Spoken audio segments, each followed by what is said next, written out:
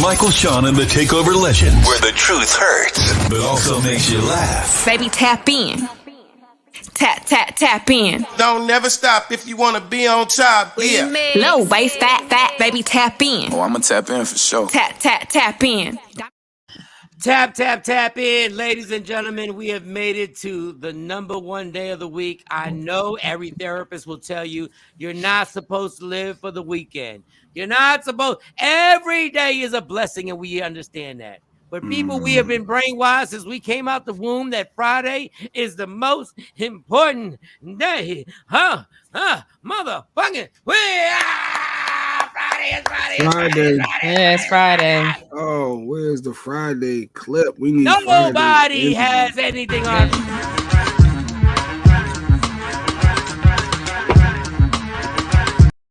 It's fucking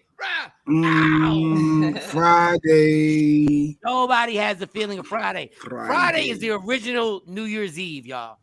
Friday is the original New Year's Eve. Wow, the original New Year's Eve. Okay. Thursday is your countdown. When you leave work on Thursday, you know what you tell yourself?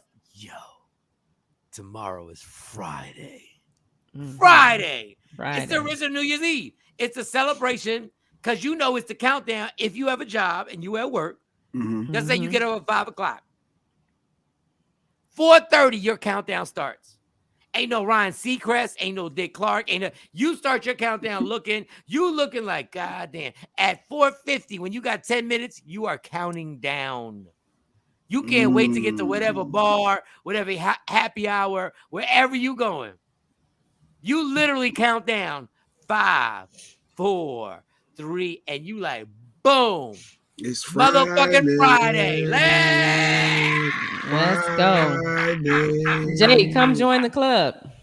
In the club. It's Friday.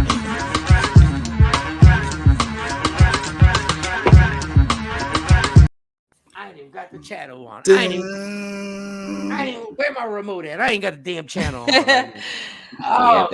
Good morning, Kelly J. Hey, Kelly J. Kelly J. How you feel this morning? Shawn Robinson, what up? Red, what up, Red? Hey, Red. What up, Red? Comedian extraordinaire. Jeanette Rochelle with her cat story with the psychic yesterday. Y'all keep shouting people out. What else? Tam is up early. Good morning, Tam. How are you feeling? Hey. I'm gonna call you later. Are you working today? What y'all talking about? Girl talk. Girl talk. No thanks, but it's Friday. Well, Belleville DeVoe is here Sunday too. Oh, they are. Yeah. Nice. Your friend Michael Bivens. Yeah. Yeah. They're with Dallas, huh? Where are they Sunday? Where are they? At the what is it called now? In Grand Prairie. Oh, they're at that theater. Who else is there with them? 112. Oh, is it really 112 or is it just like Q and Slim? Like it's I never don't really know. all of them. It's always because you know they kind of fell out. It don't even matter. It's just 112. As the song plays, we don't even care. I guess the as long original as people. Slim, long as the main singer. We don't care if it's Slim. We don't care if none of the original motherfuckers is there. Q, Mike, Slim, and Duran. Nobody cares as long as they hear boom, boom, boom, boom, boom, boom. Then Lil Zane come out. Boom, boom. It's the Texas. Okay, it's called the Texas Trust Credit Union. Yeah. In Grand Prairie, they have 155 tickets left. Yeah. Let's see who's all on the ticket though. I don't know who's on. It's like 5-6 people. Hold on, so you know who's on? Boom, boom, boom, boom, boom. 112 ain't bigger than BBD though. Boom, boom, boom. No, boom, they're not. Boom. Nobody said that. Who the fuck said that? What the fuck is wrong with you? Because I figure you'd be going poison. Why you trying to start a fight? Boom. No, but everybody know that thing. Everybody know that. Everybody know poison. Beginning of poison is what. The hardest thing ever is sitting at a club. This is strictly black people. White people don't even be fucking with this. Boom, boom, boom, boom, boom. That beat when that shit drop. Is that anywhere? That's anywhere, right? Well, what? No, I don't care what you say. That shit is, man. Listen, what? You start doing dances with your shoulder. You start doing shit with your shoulder for no reason. You're funny. He said, "What you showed." What? That song is hard for real. We don't give the originals. We don't give if we got a bunch of fake dudes that never been on the group. We don't even care. We just need to hear that boom, boom, boom, boom, boom. That shit right there. Listen to that. They don't even make no sense. It's like somebody had a rubber band in their mouth. Boom, boom, boom, boom, boom, boom, boom, boom. Shoulders. Hey, Stan said shoulder grooving. Hey. Okay, here it is. So it's the 90s R&B kickback tour with Belle Biv DeVoe, Jagged Edge, 112, Tony, and with 702. Where my girls at? From the front to back. Unfortunately, Tony is the most talented group in there, and they just got to get this money because can't nobody fuck with them. Like as a band, like they play the instruments, they a whole different level. They ain't just. And I wonder, are all three of them gonna be together, or will it just be Raphael Sadiq, or will it be them without Raphael Sadiq? Because he don't. I respect 100 and wait, they got tickets for $408 for this. They making money. They making money. You got them groups. Let me look at the nosebleed. No, so but the people, nosebleeds are $74. But people coming out of COVID and are ready to be out. Like we ain't scared of the variants. We ain't scared of the Marion or whatever. Ain't nobody scared of the Delta. Nobody give a fuck. You get a fever, you get chills. Jay Black, I want you to get better. We get a fever, we get chills. We shake, we twist, we lose energy, we gain energy, and guess what? 7 days later, we back in the building. Yeah, your front row ticket is $408. That's not really a lot. That's a lot. What do you mean? Like, that's a lot. That's $408. That's two. That's not a lot. That's not a lot. That's a lot, especially when you're used to getting tickets for free. Like that'd be the hardest thing for me. Well, that is your problem, there, Miss Spoiled Woman. That is your fucking problem. But they got this $74 ticket that I'm like, okay, I can rock with that. $500 for front row seats ain't shit. Try and get some front row seats for somebody who's really popping.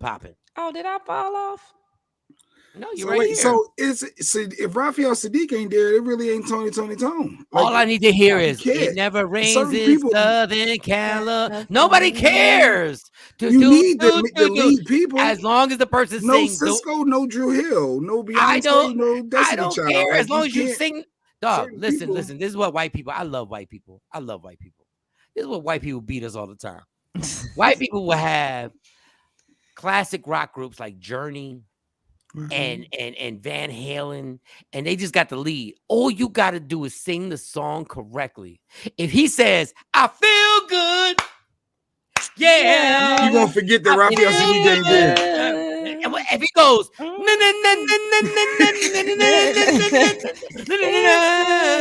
you're like, I'll be the bitch.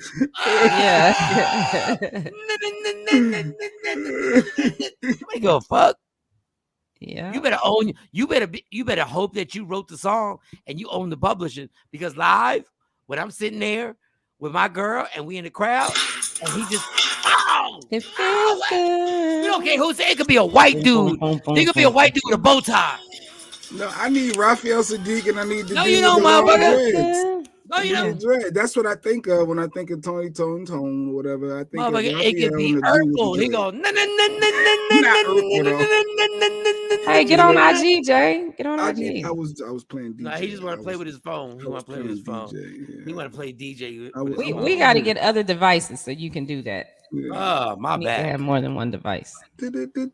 Oh, my neck, my back. Yeah, you should go to the show, Mike. You should. I am not giving him any of my money. No, reach out to the promoter. Mike is not gonna do that. I'm not reaching out to silent. We had a conversation about that last night. Mike ain't doing that. Silent partner. I'm not. It's easy to figure out who the promoter is, and you reach out. I know the promoter. I know who the promoter is. You won't just call Allison. You know I'm not. Did Allison book me for these shows when I asked them to book me for these goddamn motherfuckers? Okay. Say less. I know. I love, and Allison's been a good dude. But y'all gonna pay when I tell y'all the way y'all gonna pay money out the nose when I come back to this motherfucking city. All y'all gonna pay. Look at that. It don't matter. It don't matter who sings this song. It does matter. It don't. As long as they say, "Do you know?" That's all. It's our anniversary. Everybody gonna be singing. That's gonna be just a big sing along. So No, it could be 112, a little person. Do we call the people little people or They're midgets little now? people. Little people. It could be a little Little person people? Oh, okay. being the lead for Tony. It could be a little person just singing, like with in the mic, and ladies and gentlemen, if you with your lady tonight, and you love that lady, I just gonna need your help on this right now, because sometimes communication fails, and this is what we're here for. So you need that voice though, don't you? Yeah, the little man got the voice. The little person got the voice. Little man. It don't matter, Raphael the Sadiq. We love Raphael the Sadiq, but we don't give a fuck. If there's 10,000 people somewhere, they are singing their asses off. We lost you, Raphael. We love you, but we lost you. And then he had a solo album that did really well. So I wonder if he's gonna do some of those songs as well, if he's there. He's super talented. Raphael Sadiq is dope. Like, he's super talented. Like, but they say he's super crazy. Don Robinson, because he put what was that, In Vogue together? He was kind of responsible. No, Lucy Pearl. You can tell a motherfucker high, but you can tell a motherfucker high all the time when he just start asking you questions that seem normal, but they crazy. He's like, "Do you know what today is, bitch?" We do. We know what today is. We know exactly what today is. What are you talking about? I ain't paying for one Negro. Okay, Red. Red says, "No, we were just saying, go hard. Certain members of certain groups help make the group, and it's hard to be Drew Hill without Cisco. It's not. You get another skinny. You're not going to see Drew Hill without Cisco. You get another skinny motherfucker who can sing. Dun dun dun dun dun. It's just another skinny motherfucker wearing gloves and stuff with his little bony. Are you talking about that's supposed to be the thong song? That's the thong song. Yeah, that's the thong song. Boom boom. Nobody gives a fuck. Just get a dude my height who's skinny as hell. That's all you gotta do. Nobody give a fuck. But you ain't making me got loyalty to Cisco. We don't give a fuck about Cisco. Look at this. Cisco's not skinny though. Cisco is skinny as fuck. I stood next to Cisco. Cisco's diabetic. What? No, it's only Cisco that can do this song. Or Ricky Martin. He was living La Vida Loca. She comes at the bump. What? Let me see your door. Oh, my neighbor's gonna kill me.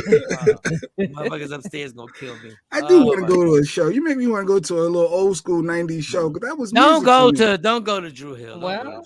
It's a couple people on the thing. That's a good little 112, Tone, Drew, Belle Biv DeVoe, and of course they got Belle Biv DeVoe is the headliner, of course. Obviously, yeah. Belle Biv DeVoe, Jagged Edge. So this how gonna come out. 702 coming out first, then Tony Tone, 702, they don't then 112, then Jagged Edge. And the same thing with them, if all of them there, because they be so drunk and high. And then Belle Biv DeVoe. Let me tell you about Belle Biv DeVoe. I love him. Belle Biv DeVoe is put the biggest scam on the business ever. What? Why you say that? Belle Biv DeVoe is the biggest. I love Belle Biv DeVoe, but I love him because I would love to be in the group, because I know we ain't really got to do that much work. Y'all, these motherfuckers got like 4 songs that they milk the fuck. They may have 4 songs. Like, if they had a verses, 4 would be the limit. Yeah, but all they need is that one. Take Poison out. Take Poison out. Take Poison out. You can't take that biggest hit out. No, but that's it. After Poison, they're done. They got one slow joint. What's his name? They got some more songs. No, they don't. They don't sing. Sing them, y'all. Sing the Belle Biv DeVoe songs. I mean, and I love Belle Biv DeVoe. They do the When Will I See You Smile? Yeah, When Will I See You Smile? That's what I'm saying. They also do Do Me Baby. Go get another song. Do Me Baby. When Will I See You Smile Again? When will I see? And then you are a rap. You better look. No. You better ask Siri. Oh yeah, exactly. I thought it was me. Exactly. Yeah, I thought it was me. First of all, that song wasn't even a hit. Yeah, it was. No, that song was not. That's When Will I See You Sunny. Oh, Mike, you disrespectful to Bell Biv DeVoe. You disrespectful. Okay, so after that song, play that bullshit song, and they're gonna play it at the concert. What's the next one? Shut the fuck up. I will smack the shit out of you, Jay Black. Yeah, they are gonna do that one. Yeah. That little Teddy Riley bullshit. What's wrong with Teddy Riley? Dog, tell me the words to this shit. I don't know the words to it. I know. No, they don't even know the words. When they go to rehearsals, they gotta really rehearse the words to this shit. Well, all they need is a good 30-minute set. That's all they need. You just busted their verses nut right now. They done. Well, they gonna do the New Edition songs because they're gonna do. Oh no! Yes, they do. No. They do Mr. Telephone Man. They do some of their biggest. But this is what I'm talking about. Stay off that New Edition shit. Be who you are. Without New Edition, then that was going to be my first thing I was going to say. You're part of that though. You're still your legacy to do the If you eliminate New Edition, if you eliminate New Edition songs, BBD his performance is 10 minutes long.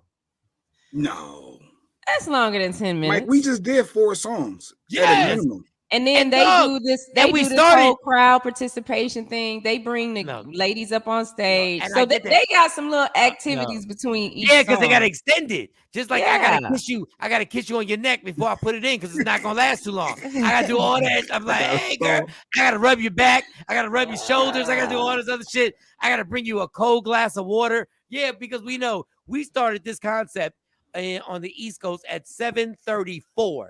It is now 7:36 on the East Coast. Mm-hmm. We done. It's over. Thank y'all for coming out. Good night. Thank you for having me. No, it's the funny thing is that me and selection. Jay, it's how you do your song. You pick. No, me and Jay have been at their concert, and they do a 30-minute set, which is one of the shortest sets that you can do to be headliners. A track set, yeah. They do a 30-minute set. Headliners normally do an hour set. And then you already know what they leading towards. They lead. It's driving me out of my mind. You already know. Concert over, bitch. Get your popcorn. Let's get the fuck out of here. Yeah, that's the last song. That's the let's last beat traffic. Let's beat traffic. Let's because you know traffic be crazy. Like let's get out of here. Let's get out. Let's get on it. And I love Mike and them. And you hung out with us. You hung out. I know the scam. But dog, I know the scam. I know what it is. So they should be thanking God that they had the great idea to have an offset of the group. That is a brilliant idea. That is majestic. Just the side note, when thinking about Johnny Gill interview, I heard him when he was they was having issues with the drummer or something, and members like, yo, I like that, but y'all don't sing. I said Johnny was shady. That was a dope interview. That was dope. But it was Johnny could be 350 pounds, right? Johnny could be 350 pounds. Who's he talking about? And Johnny could sit on a fucking stool in front of 1,500 people. Hey, Mark. And just fucking sing. Yeah, Johnny already know. That's why Johnny be on some old like shit. These motherfuckers don't sing. Let's do these same dance moves we've been doing for the last 10 years. But God bless, if everything go wrong, I can sit right here on a chair and sing my whoa, whoa, whoa, whoa, whoa, whoa, whoa, whoa, whoa, whoa, whoa. He didn't gotta sing a song we know. That motherfucker, whoa, whoa, whoa, whoa, whoa, whoa, whoa, whoa, whoa, whoa. Like Johnny killing it. Yeah. Let Michael Bivins have. We love Michael Bivins. Yeah. But let some shit happen to the music and the track. He'll just start talking. He might flip it, rub it down. Start Swats on the top, clock on the top. Nah, not a date. He'll tell a story. You know, he'll tell the ABC story. Yeah. So when I signed ABC, but keep playing with me at and 10 the o'clock. Boys and Men story. But keep talking that Boys and Men shit at 10 o'clock, 11 o'clock at night. The booze are coming, motherfucker. The booze are coming. Cats done paid that money. Be like, yeah, so I remember when I signed. This the humming of the boo. Well, yeah, but I remember when Boys the Men, they were like, Boys the Men, can you sing it? No, I can't. Boys to Men, ABC, BBD. No, I'm saying, can you sing it, Mike? Like I'm saying, when all goes wrong with Johnny Gill, if everything falls apart, and they just give him a microphone, and they say, Johnny, nothing's working. The only thing that's working is this microphone. That's the only thing that's working. That's when, look, I'm gonna sound like a crusty old man. I'm gonna sound like a crusty old man right now. The fact that if everything went wrong and that microphone was still on, and Johnny said, I got this, Johnny would tear that shit to smithereens by himself with his voice. There's only there's a handful of people, and I'm not gonna mention anybody because I don't want to sound like the crusty old man even worse. Y'all motherfuckers, if the technology don't work and that microphone is just on and it's just up to you, there's nothing else. Ain't nobody can dance, ain't nobody can spin, can't nobody do nothing. It's just your voice. Fuck out of here. Actually, you know what? That leads me into this. I saw this thing and I was like, that would be a good conversation. It said you can only pick 3. Like if you got these 3 right here, for those who can see that, you only had to pick 3. I mean, for me, I only had 2 that I wanted, to be honest. What 2? Mary and Beyonce. Like, give me Mary J and Beyonce. Yeah, you ain't got but you have no musical taste. You don't even know about music. It's like, do I throw a Patty in there just to have some old school? Mary and Beyonce. Give me Mary J. You can only keep 3. Give me Mary J and Beyonce. Obviously, come on, stop it. They got to be in that for everybody's top 3. Sade, Lauryn Hill, Beyonce. Period. Thank you. Well, you said name me 2 Sade albums. Dog. Matter of fact, name me 3 Sade songs. I can't even turn my phone. I can't even turn my phone off. I can't even turn my phone off. No, you should. I can name Mary J joints. I can name Beyonce joints. I can't even name Jay-Z albums. Like, that's because you're disrespectful if you can't know In My Lifetime, Sweetest Taboo, and the Blueprints, and the Reasonable Doubts, and the Black Albums, and all that 444s. But I would say you said Taboo. You got her biggest smash hit ever. Smooth Operator. Smooth Operator. All right, come on, give me 3. You gotta understand, I'm cheating because if I call Stacey right now, every year that Sade came to Philly, Stacey went to go see her. Sade's the beast. But I understand Jacqueline, that you don't get it. Sade too. So who you 3, Jacqueline? I need to know who y'all 3. Tam. My 3 is that's what I listen to in the car for real. Mary J. Blige, Lauryn Hill, Beyonce. Those would be my 3. And I was like, the Lauryn probably would have been my 3rd if I had to choose. Dog, Lauryn is doper than all these bitches one time. She got one album. She got one album. That's why I was all about the catalog. Like Mary's catalog. Lauryn Hill has. Long. I'm not saying singing ability. I'm not talking about singing. Right. I'm talking about Lauryn Hill. Yeah, the miseducation of Lauryn Hill. Ain't nobody fucking with that. I mean, my kids know that whole album. Nobody is fucking with Lauryn Hill's Miseducation. That Mary at My Life album was something. No, Mary is amazing. Yeah, My Life Life is amazing. I'm just saying.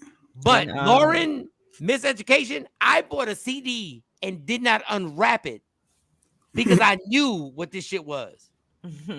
You listen to Miseducation right now in your car. It holds up. It should be on the radio right now, every damn day. Now, wouldn't Beyonce's Crazy in Love album be equivalent to that? Beyonce's there. No. Which one? Beyonce had that one album that had back to back, like multiple smash. That was 1+1. I mean, what was the name of it? Well, it was an album in 1+1 that was Dangerously in Love. No, that's not Dangerously in Love. 1+1 had The Best Thing That Never Happened to Me. Put My Love on Top. Anita Baker, come on with the Anita Baker. Anita Baker's the shit. What's wrong with Anita Baker? Anita Baker is the fucking shit, dog. You're wilding. I'm gonna tell you like this. All these people here, Janet, artistically, amazingly, Beyonce bigger than Janet Jackson. None of these chicks were ever bigger than Janet. Beyonce is that, like, real talk. Wait, you said Beyonce is bigger than Yes. Janet. She's bigger than everybody in these squares. Beyonce, yeah, she's the global icon. Yeah, Beyonce would be one. Yeah, she is, as far as she got it from Janet. She got it from Janet. No. Janet got no. She got nothing from Janet because Janet can't sing for shit. So stop playing. Janet can't sing. Janet can sing. I think Beyonce can sing better than Janet. I'll give her that. Janet can't sing. But Janet has more albums. Janet is the whisper queen. Janet was the original Yin Yang twins. Janet can't sing. She's a whisper bitch. Well, it worked for her. It worked. It did. But don't ever, vocally, Janet don't ever want to grab an open mic that's hot with Beyonce on stage. Not the original. Janet don't want to grab an open I mic. agree with that, but Janet she brought that entertainment. I mean, her brother did too, but as far as her brother could sing. Come on, her brother would grab an open mic that was on and be like, "Who won it?" Yeah, but she's a entertainer. Janet was putting on amazing shows, and Beyonce Janet, not even in record sales. Janet is. Yeah, but if you put things once again 2 microphones, you grab one, bitch. I grab one. Well, no, she don't want no smoke. Yeah, but Rihanna don't want no credit. Hold up. Rihanna don't want no smoke with Beyonce either. She don't want no smoke on that microphone with Beyonce either. Who don't want Rihanna? Rihanna don't want no smoke with Beyonce on that microphone. At all. Hey, self-style wisdom. And then when the old school chicks come in, when the real bitches come in, who the real old school chicks? When Aretha, Patti LaBelle, and Gladys Knight come in, none of y'all bitches want it. The pretty bitch. You said who? You said Gladys and Patty? Gladys not on Ain't there. Nobody hold on. Ain't nobody in these squares. Nobody in these squares wants to grab a microphone next to Patty, Gladys, or Aretha. None of them. Aretha's moved on. Patty. No, I'm saying in their prime. Yeah, if she was alive. First of all, y'all don't want no problems with Aretha. Go YouTube Aretha Franklin. Go YouTube her in the 60s, and she was one of the baddest chicks in the game. I know what we saw. Numbers don't lie. Dave going with numbers. See, Dave, just so you can keep 3. We weren't going by sales. I don't even care about these 3. I don't even care about these 4, these 5, these 6, these 7. Nobody playing with Patty when that microphone is hot. None of them are playing with Patty when the microphone is hot. Nobody playing with Aretha when the microphone is hot. Gladys, they not fucking with Gladys when they not playing with Minnie Riperton. Y'all don't want to get that's my girl. Well, Jennifer Hudson can't. Jennifer Hudson is a gangster. Jennifer Hudson will smoke all these bitches. Sorry, you said everybody can smoke everybody. Anita, no, Miss Patty, Lord, Mike just said every last one of these Jennifer, everybody. Jennifer Hudson and Fantasia are so the old school that they don't get credit for it. Nobody wants that smoke with Fantasia. Nobody. Don't fuck the songs, fuck the record sales, fuck everything. Just grab 2 mics. And if I want to feel good, give me Mary's catalog and I'm going to rock out. No, we love Mary. That's not what we're talking about. But that's not what we talking. The catalog. Mary's got. Because it said you can only keep 3. I guess it depends on your preference and how you're looking at why you want those 3. I think it's the wrong 3. So I'll just I'm gonna Mary go one and more Beyonce, time. And like I said, and I throw. I'm not putting Janet. I'm actually Jill Scott. I'm gonna take Jill Scott. Put Jill in there. Like somebody even said, I'm putting Jill Scott, Lauryn Hill, and Beyonce. Oh, you going with Jill? Jill's amazing. No, I've seen Jill. I've sat right there in the front row. It's kind of boring though. Jill is boring for me at times. It's just too boring. Just get on the IG Live because we already got 2 people on IG Live.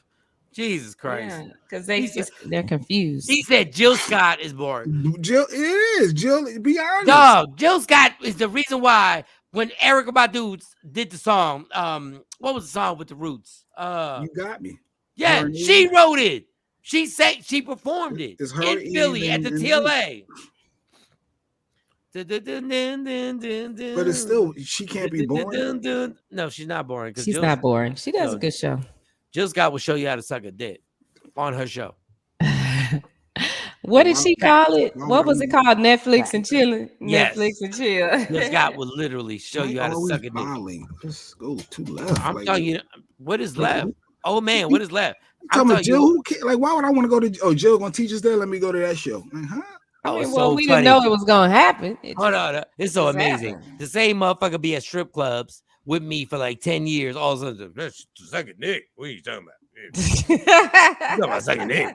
You talking about sucking dick? Oh my god, what are you talking about? Lord have mercy. We've been in strip clubs. We've been in strip clubs Monday through Friday for like at least 5 or 6 years, and we was at strip clubs. He's like, "Oh my god, sucking the dick. What are you doing?" Jill Scott is a fucking beast.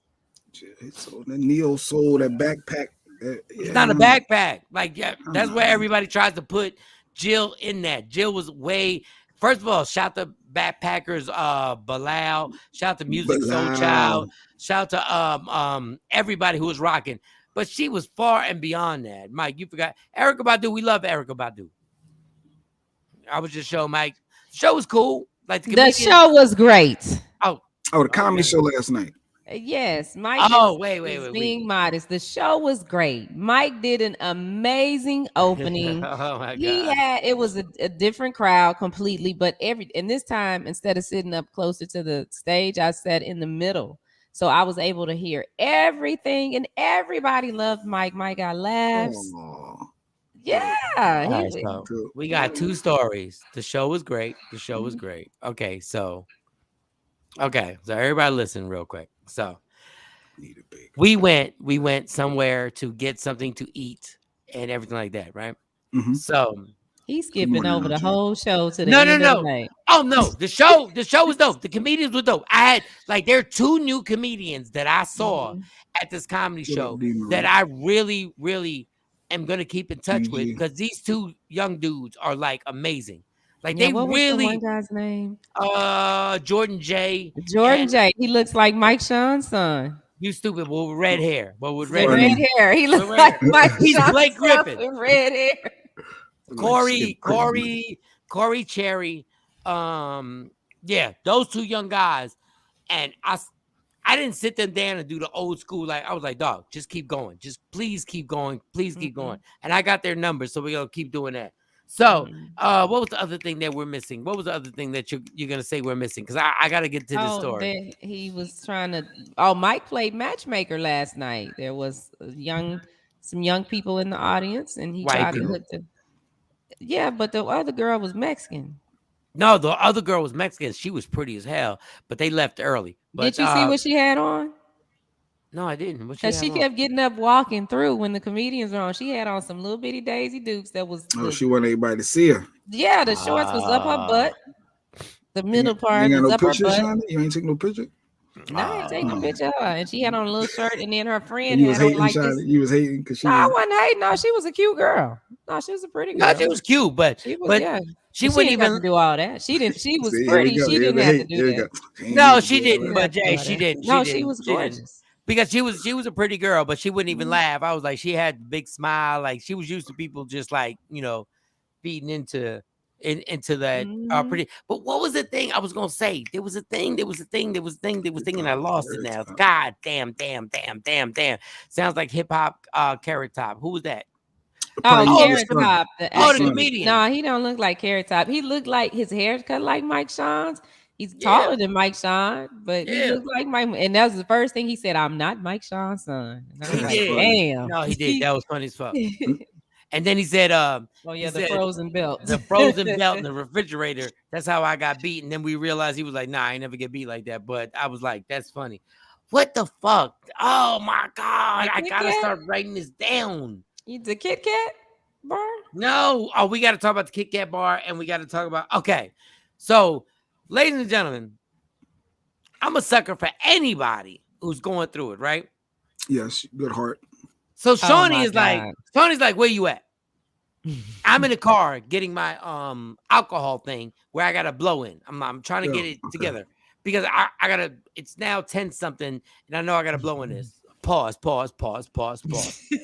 And so I go out there, and Shawnee's like, where you at? Oh, okay, now I remember. Hold up, let me write this down, y'all. Let me write this down. Hold up, Shawnee, because Shawnee is a fucking mess. Shawnee a mess. I ain't do that.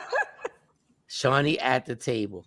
Okay, so I open the door in front of the comedy club. I don't know why nobody's opened the door. A little girl comes up to me and says, I am. Now, mind you, it was like 10:30 at night. She's like, we're trying to raise funds for the church. This was an old woman. For the church. How old, Shawnee? She was at least 38.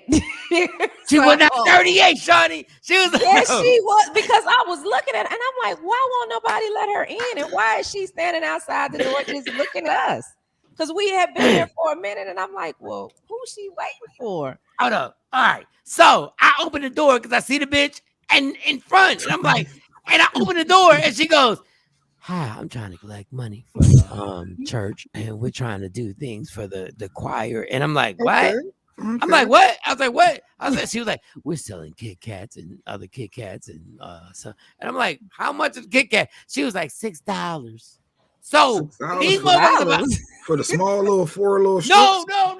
Oh, they had the supersized version. Yes. Okay. $6. I was like, what? Hold on, let me see if I got this shit in the house. Hold on. I can go to Five Below by a box. You gotta understand, like after the show, we standing there for a minute. Keep talking. And this lady, because I see her on the other side of the door, and she's standing right in front of the door like this.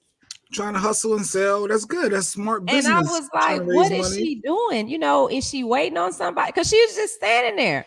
And there were other people at the door. So I'm thinking they wouldn't let her in. And I was like, okay, well, maybe she waiting on one of the comedians. We done sat there, took pictures, had conversations. A few people walked out the door. She still was standing there just Was she dressed like for a show? Like to be going out? She was just dressed regular clothes. She just had on like a beanie hat, and then one call was like 75. Well, it did get cooler and at the night. And she had a hoodie on, and you know, she was just standing there with the stuff. And I kept thinking, okay, I know she ain't with Lamar Jones. These other comedians, I don't know. Shawn, she don't think she with Mike. Yeah, and I'm like, but she was just she had that smile on. Mike comes up. We trying to figure out, because the place we were gonna go eat was closed, and usually we're not. It's not that. So the show is over at this point. Yeah, the show is over, and usually we're not. It don't take that long. We usually out of the comedy club before that, but Mike had so many comedians on there, and so where we were gonna go eat, which was right across the street, was closed. So we were sitting there trying to figure out where else to go. Mm-hmm. And that's why I'm, calling Mike, like, where are you at? Where are you at?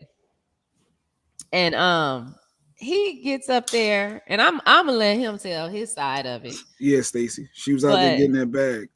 Yeah, and she had, and I mean, I saw the candy bars in her hand. She only had. You didn't support, and you didn't support the church, Shawnee? Hell no. I didn't. Hell no, I sure didn't.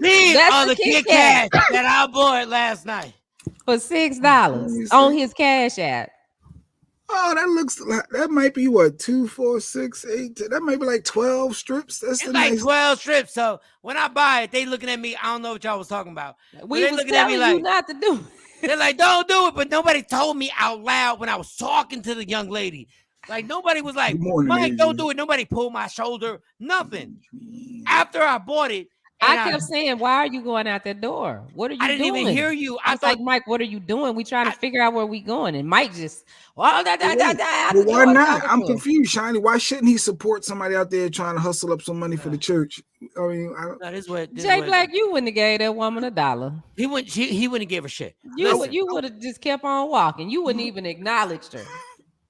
So let's see if I'm gonna die now. You think it's some poison? Ain't no poison for the church. Ain't no poison. All I'm saying is, if they was really for the church profit. First of all, hold on. But Jay, I said this to her. I said, you collecting for the money. You collecting something for the church. The Cash App. And it's 11 o'clock at night. Ain't nobody collecting nothing for Jesus that late at night. Like I was like, girl. I just didn't want her to get my Cash App and something crazy could happen. But I mean, I knew she was. Oh, they gave Mike a deal. They told Mark $8. She told him. So you got a deal, Mike, for $6 because you was a comedian. You got to hook up. So she had random prices. Mark, you bought some too? No, she tried. No, he tried. No, Mark, y'all ain't shit. That girl trying to feed her family. Y'all ain't shit. It could be anything. Y'all support. She had a good, honest hustle. That's what you call a hustle. Lamar Jones even told Mike after he paid for that Gator girl, the Cash App and stuff. He's talking about she been coming up here for years. He said with her kid. Hold on, he said with her kids. Yeah. And I looked at this dude, and Lamar's my man. I was like, well, why the fuck ain't you stop me if you thought something bad was going on? We was trying to tell. I was trying to tell you, don't go out the door. Just let's figure out what we gonna do. So But Jiffy Pop Mike corn. was on 10. He was ready to No, go. I just thought I saw. I did not know why that girl was out there. I was like, okay, I guess we going outside. Let's find out. We're going to Lazy Dog. Torchy's was across the street. It was closed. So I thought we was just going outside. I didn't know the setup. I got jumped by another gang. No, I think that's a good thing, honestly. If somebody out there taking that time to really try to hustle up some money for whatever their cause is, and that it takes a lot of pride to put it didn't take her aside. a lot of pride. She was fine. I'm telling you, she was standing at that door waiting, and she must but she know hustling. Mike You because got a she big was just heart, like man. this at the door, just standing there. But she was looking at y'all, and I didn't know what was going on because she was sitting out there, and everybody was talking in the lobby, and nobody was going outside. I didn't understand it. Everybody But avoiding her. yeah, I mean, don't get it messed up. Like 10 years ago, I would have bought these Kit Kats and banged her back out. Let me tell you something. What? She looked like a vagrant. So that's why you supported. She was a somewhat attractive. No, I mean she wasn't bad looking, She but had a- it's she had a just She had a like, cute little face. yeah, she wasn't bad looking, but it's She had a like cute little face. you know something ain't right. If I'd have had like 3 shots, 3 double shots of absolute, You ain't gotta be out here doing this. you ain't gonna be. Girl, I got you. Come here, girl. Come with us, girl. Yeah, but my kids. Okay, your kids are home because I know you lying, but your kids are home. Cool. So you support it and you eating the candy now in hopes that nothing's wrong with it. So I haven't had pause. I haven't had sugar like this in such a long time. Oh my God, Kit Kats are the shit, y'all. And Mike, what have you got joked? We'd have brought all the candy, all the goddamn candy. Let me tell you something. If I ain't even gonna say like 10 or 5 years later. 2 years ago, I would have had old girl. I would have saved that hoe. Dave Burns hit the birds chirping for J Black outside the morning. They said cheap. Yeah, Jay Black when he gave that woman. I would have probably supported. I like No, when you people got wouldn't their have. hustles and they trying to legit. Shawnee, if J Black was single, you don't understand. If J Black and a different J Black, we might have met her and her friend. We all squad. We all hanging out. Everybody come to Bar Louie. We all going to Bar Louie. We all going to Bar Louie. We all hanging out. Oh Lord! Damn, that Kit Kat was good. Jesus, my There you God. go. And that was your breakfast. See, it came through, and you did a God good job. bless her. supporting. God bless that girl. Good. All right, Shawn Robinson, Shawnee, you better get Mike. He eating a candy bar like it was bacon. God damn. No, that's it. That's it. Okay. One more. Since you about to kick it, I got a garbage fetch. All right, let's They're get trying to hustle. Yeah, James trying to hustle Mike now. He gonna save you some Sour Patch Kids for $5. Yeah, good job though. But it was a good show yesterday. I'm glad. But after Mike gave her the little $6, he cashed after. Then she went on. She walked off. So I guess she was just sitting there waiting for one person to buy from. Then we all went outside after she was gone, so we could figure out where we were gonna go because Torchy's was closed. So we ended up at the bar at Bar Louie. We went to Bar Louie. Mike was Shawn at the bar. What kind of friend Listen, are you? I didn't want to go to the bar. I was like, wait a minute. I said, they got food, right? They got the restaurant. But I'm like, I've been there, but I always sit outside. I didn't even realize they had the tables and stuff inside. Shawnee is the most overbearing person ever, and I know she loves me. She's fucking ridiculous, yo. Like, I can't marry her. I can't. We can't ever. She's overbearing with this shit. J Black, shut the fuck up. I'm sorry. Go ahead. You heard me. Go ahead. No, we got some pictures that are gonna feed into the whole thing. Listen. So we go in there. First of all, I gotta do my my portable breathalyzer thing. So they go over there first, and so when I get in my car, the breathalyzer says unit is too cold, must plug it up. So I gotta go back to the comedy club. I gotta plug it up so the shit lights up, and then I gotta blow like No pause. I gotta, and every time you blow, you gotta do it 3 times because it never recognizes your face. Like, and then I get it. Then I go over there, and they over there, and they're at the table, and there's a few people that talk more than me. So I get there. Wait, so your breathalyzer recognize your face too? So No, Shiny it has can't to take just it. blow. No, for you. they claim that it won't recognize anybody else's face. Okay. I don't know. I ain't trying to Oh, of course test not. it. Of course Figure it not. Yeah, out. I'm good. I'm good. I want no smoke. I don't want no good. So y'all problem. So I get there and everybody's sitting there, and the comedians, 2 comedians are sitting there, Lamar and Chris Gardner sitting there. Emerald, the guy Dave, Music Shawnee. Emerald came out. Yeah, Music Emerald came Nice, out. nice. The guy Dave, and then oh girl, Vanity. that's the Vanity. So she comes out there too. So so the comedians went out and they smoked the blunt, came back, Okay. high as hell. Legal And ass. I'm not mad at them. I'm on probation. Also, I would have went. I would have went right with y'all. I would have sat right in the car and I'd done the same thing. Past that. And hey, let's go. So when they come back, they high and everything like that, and then everything's going on. And then the comedian Chris Gardner, the waitress comes, and Chris Gardner goes, "So Mike, you ain't drinking?" Where the hell he been at? Good. And fucking Shawnee, no, he not drinking. No, he's not. Shiny. I was like, Shawnee, I Nice. can't even get in my car. I have to blow in my car in order for it to start. No, she literally, no, he's No, not. he not. No, he He's ain't not drinking. drinking. I don't know why you asking, but no, he good over Yeah, here. that was my thought. Like, motherfucker, what are you talking I about? said, I didn't "Sweetie, even want to come here. I was like, sweetie, I I can't. felt bad because I had a drink. I'm like, No, I oh, was like, damn. but I'm sitting there going, I'm thinking to myself, do you understand I can't start my car without breathing in this machine to start the car?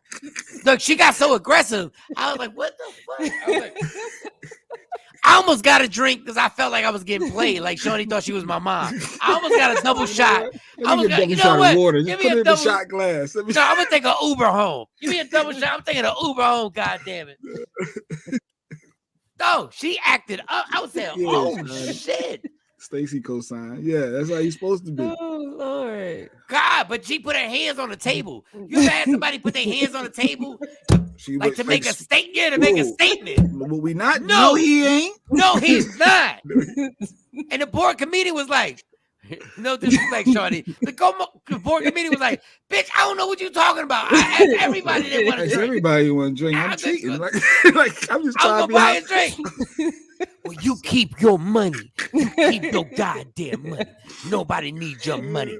Michael Shawn got his own money, and if he don't have his own money, I got money. We don't need your goddamn. Did you drink just see him or buy money. Kit Kats? Did you see he got that? He just bought He just $6 bought a a Kit Kat. Speaking of Kit Kats, all right, one more. Oh my God. Oh, so That you shit get had me. explained, man. Nah, So did you they tell the don't. comedian, nah, I'm recovering? No. He didn't He have was to so- after I said it was. After all that, he knew something Everybody was going on. shut up. Don't ask Mike But about the joint. But you know, when you just finished smoking, Like when somebody say, no, Yeah. it don't sound like it sounds to us. She was like, no, nobody want no alcohol in this bitch. God. But when you just finished smoking a blunt, you like, all you heard was no. That's all. And he was like, cool. You like, all right, it's all good. But this motherfucker made a scene like she was on a TV show on OWN. Like she like I was like, what the fuck? Fuck the He bitches. can't drink a virgin. No, he can't. James, he can't drink a virgin. Who wants Shirley a Temple, goddamn virgin? That's like having a virgin. You can't fuck her. What are you talking about? He said, Like no, there's he this can't. new Heineken beer that has 0 alcohol. And What's What's the what? point? What's the point? Like, and what? That's like no, Oh, I'm Lord. good. Like I'd rather just chill and get the hell on out of there. But that's a trigger. Could be a trigger anyway, though. Even if you're drinking alcohol, look like beverage, even though it's not. That could be a trigger for a recovering alcoholic. So I wouldn't even put that in the app. Yeah, that would be too much. In You're my so opinion, funny. that's like a gateway. J Black, J Black, what you been addicted to? I don't want to know. You said, what am I addicted What are to? you addicted to? Yeah. Yeah. What is your addiction? Because you sitting here, that could be a trigger. What the fuck you know about triggers? That's why like weed is a gateway drug. If you Nah. like, you don't want to, no, it's like it's drugs are drugs, a gateway drug. What do you mean? I'm not addicted to anything like that, but except bacon. Except bacon. Bacon. Except bacon. What's the trigger for bacon? no, This but motherfucker said you do acknowledge that though, right? he tried to break down alcoholics' triggers. Exactly. You know what do you know? How do you know what a trigger is? I'm sure for a recovering alcoholic, having a drink in a glass that could be appeared to be a drink could be a trigger because it's giving that feeling. It's like, oh well, let me get one I could handle just a little bit. Like, why would you put yourself in that situation? I'm being real. Mike got water. He ordered A trigger. drink A trigger could be a trigger could be anything. A trigger could be Virgin, Long Island, whatever. But it has nothing to do with alcohol. A trigger could be before you left out the house, you and your girl got in the same situation. She shot off your insecurities. You want a trigger? Oh, like you just angry, you looking for that's looking for a No, reason. somebody just tapped your be insecurities mad. and said you're not doing enough. You're not making things happen. You're not doing what you should be doing for your family. You want a trigger? That's a trigger. A fucking drink in front of my face ain't a trigger. Like if I wanted to drink, I'm gonna decide to drink before I even left. Like the obvious corny thing is like, what I'm gonna do? I'm really gonna drink in front of Shawnee? Really? No, you ain't. Not today. She'd have knocked the thing out your head. First of all, that ain't even gonna be fun. I'm not even gonna be I can't even enjoy my liquor because she's already said no. She hopped up. Dog, she hopped up for real. She hopped up off like the table was high, and then we had the high chair. She literally hit her head. I'm not making this up. This ain't no comedian shit. She said, no. Shawnee. Well, that's funny. That's good, Shawnee. Now Shawnee you muted. represents. She holds it down. She knows what we ain't gonna do. Yeah, because they kept saying, let's go to bar, Louis. I'm like, ain't nothing else open. Let's not go to the bar. No. But I guess people cannot live their life. You got hollow. Oh, okay, I got it. Let me Yeah. get it right People there. cannot live their life because he got can't. No, but the funny thing- I mean, they could have got a drink, but don't be because the other thing, dude, Chris came in there. Lamar was already there sitting there, and then Chris comes in and he talked to Lamar, and then all of a sudden he said, "Oh, we got to go. I need you to come with me." And the two of them walk out, and I thought they were going to fight somebody. They walk out. I knew they was gonna smoke a blunt. But the funny thing is Shawnee, she slammed the table and she meant all when she slammed the table. But she got a drink with some salt shit on the side. She was like, she got herself a drink with the fruity one. You said with the salt going around the rim, Yeah, and the she's sipping sugar it with a around the little rim. straw. Yeah, A it's a little little straw. sugar And around she's the sipping it. You need A little lemon drop. That's all. I said, well, I'll have a drink. I usually don't have a drink. I'll have a drink. I'm gonna have this drink, put it right in front of Mike's face. oh no, but I just got this drink with the salt on the edges.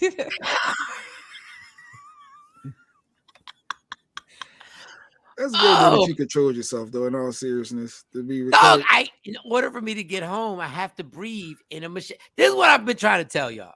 Plus, it could be a random urine test from the, Yeah, but I don't smoke. Yeah.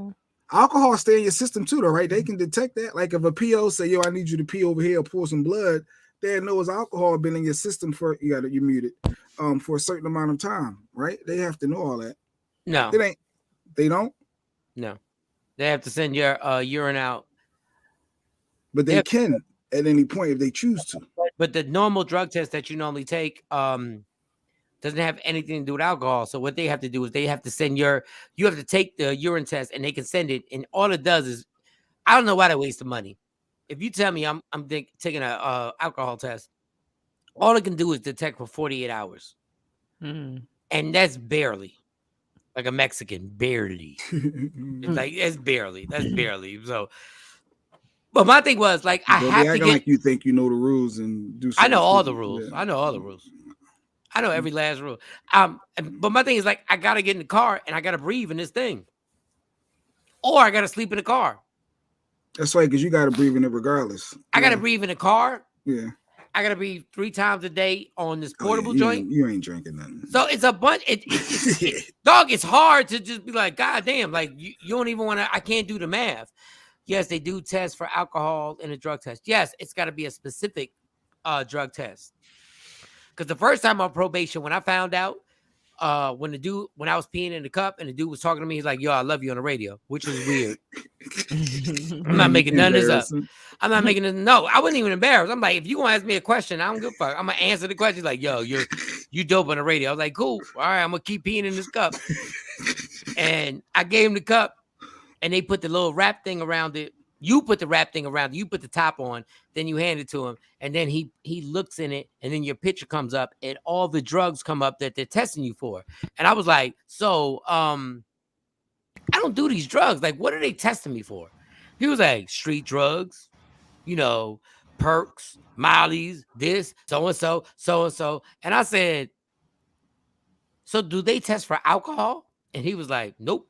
Well, I'm here because I said, wait, hold on. This is when I started feeling a giddiness in my chest. I said, so what you telling me is they don't test for alcohol at all? And he was like, no. He said they're testing for like crack and they testing for heroin. I said, so they're not testing for alcohol at all. They looking for drugs? And he said, no, your probation. And he put it right up there. Your probation, some people's probation had to be, it gets sent out to check for alcohol. Your probation is strictly for these drugs. Wow. Motherfucker, I left from that drug test straight to the bar. I said, I'm back in the game. I'm back. No, I literally, the first set of drug tests that I was taking that probation, wow. I could literally go to the bar and he'd be like, where you going? Gotta take this drug test. Gotta take this drug test. Yeah, I'll be back. And your PV, and when your urine sample be crazy different color. So now I was so arrogant. Like they know, they were like, God damn. But ain't no crack, ain't no meth, ain't no nothing in it. So exactly, yeah, Full Queen. They can always change the request of the testing, what they testing for at any moment. No, so don't they be can. thinking. Yeah, they can. I understand. Don't get cocky. I get that. But in my test now, they can test for whatever now.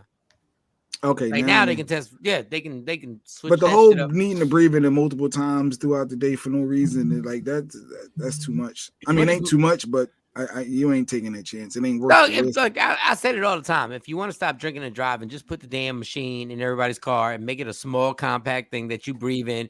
And then if you're over the legal limit, your car don't start. You don't get a ticket. You don't get anything. Your car just doesn't start. If you're really worried about people. He was 90 proof. What did Mark say? Like what? What you don't understand is Shawnee had already said before you came up, we could not go be around a bar. At the bar. Shawnee, you so overdoing she was it. She was before. She did the whole everybody get together. Okay, now this is what we can't do. That's why she wanted to go to Torchy's, and I don't even like tacos. She's like, we're gonna go to Torchy's, and Torchy's is closed. Who the fuck wants to go to Torchy's? Like, I don't even want to. But I was like, tacos. Yeah, but I don't like tacos like that. I didn't even know that. I like that, Shawn. That would be so funny if I just like after all she did, I just put some cocaine on the table.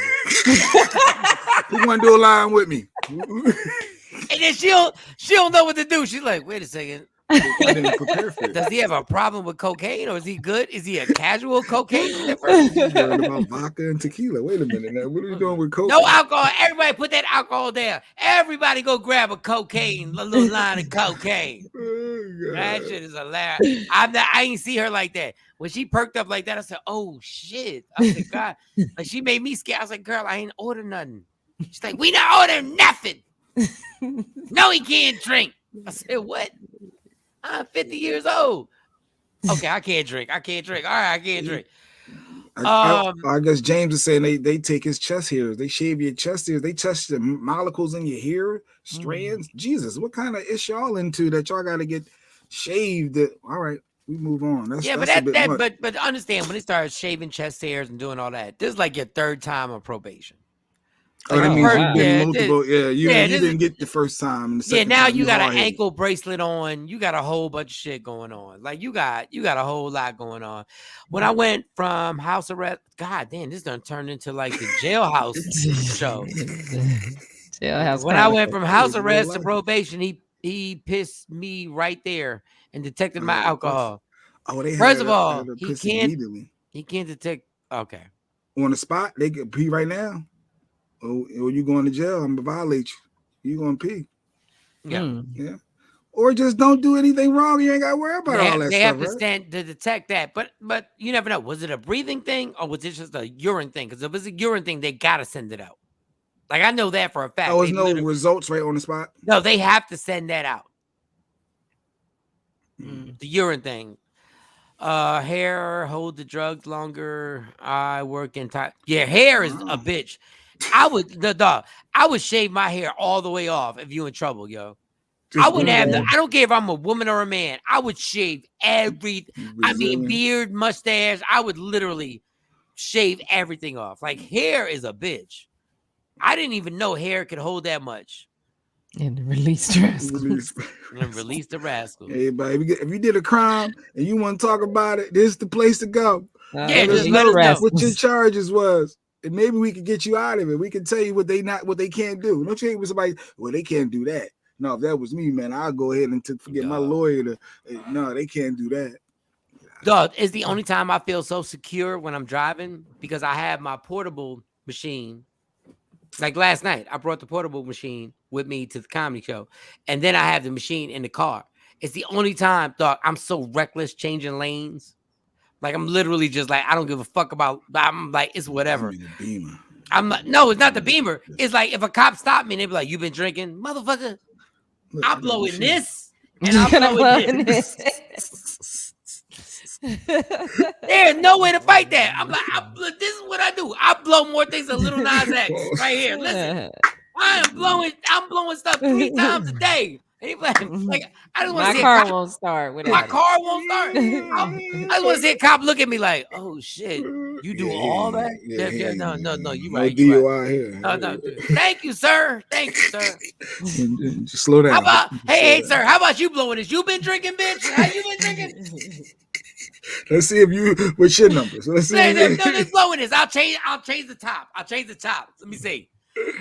Urine is like a label on the cup. It comes up in different colors to tell them what. Yes, I know. So soon. The colors of your urine. So if I got dark pee that day, that might affect the test. If you didn't drink a lot of water. If you go to CVS, you can get these tests. Like if you okay, here's a little public service announcement for everybody who has kids and you're worried about the kids are drinking or partying in a high school or whatever. You can get the drug test at CVS or Walgreens. That will give you all the drugs and it'll come up. Get that urine and it'll come up. Or you can get the alcohol tracker. And there's a tracker that you blow in. It's a blower that you can get for your kids. So when they come home, you be like, hey, I trust you, but blowing this. And it'll give you 0.01 or 0.02 or whatever. And you can do that. They got them there. The only problem with alcohol is that alcohol doesn't stay in your system unless they send the test out. So send it out. They got to send it out to get, the 48 hours. The funny is my kinfolk treat his breathalyzer like the light bill too. We be like, y'all want a drink? He say, hell nah. Put your drinks down before my machine go off. Your machine's not gonna get I'm like, the machine can detect it. Detect is in the air. I wouldn't take I'm not taking that chance. If I got a PO and I'm on papers, I ain't taking that chance. I don't want to. No, the funny thing is that I smell it. I guess that everybody used to get people who weren't drinking to blow in their machine, and now they got makes sense. Yeah. But now they got the camera in your car. People still pee for people. Yeah. But they got the camera, so when you blow you got to look into the camera. Like the camera's on the right side of my car. You got to look into the camera, take a picture. You got to blow and look. Yeah, that just sounds crazy. That just sounds crazy. You got to blow and look. Always go left. Well, no sidebar, y'all. I don't know if we got another story to talk about, but Jim Jones, go ahead. You blow more than Lil Nas X. Wow. Yeah, no, real talk. Be careful. I thought that was impossible. No, it's not. It's not. Like literally, when I show you all the stuff, like real talk. But it's a funny joke. I'm just blowing machines. I'm not blowing actually people. So, did we talk about Mo's excuse for not being here today? Which one? It's not an excuse. It's a reason. It's always. I told you before. It will always be an excuse. Don't rev up. Don't wait. It's been 20 plus years. It's always something with Mo. It is not an excuse. I used to be like you, like, oh, okay, that's a shame. Yeah, I can see how. Hold on, let me fix my light. Keep going. Keep going. We cannot control. After a while, Shawnee, after 20 plus years, and you still everything always happened to Mo. It's always just Mo. It's always an excuse. It's always, can y'all believe this? Or this is wow. It's always just Mo. So it happens though. Always something. And Mo is just one of them people. Everybody knows people. There's always something, and Mo is just one of those.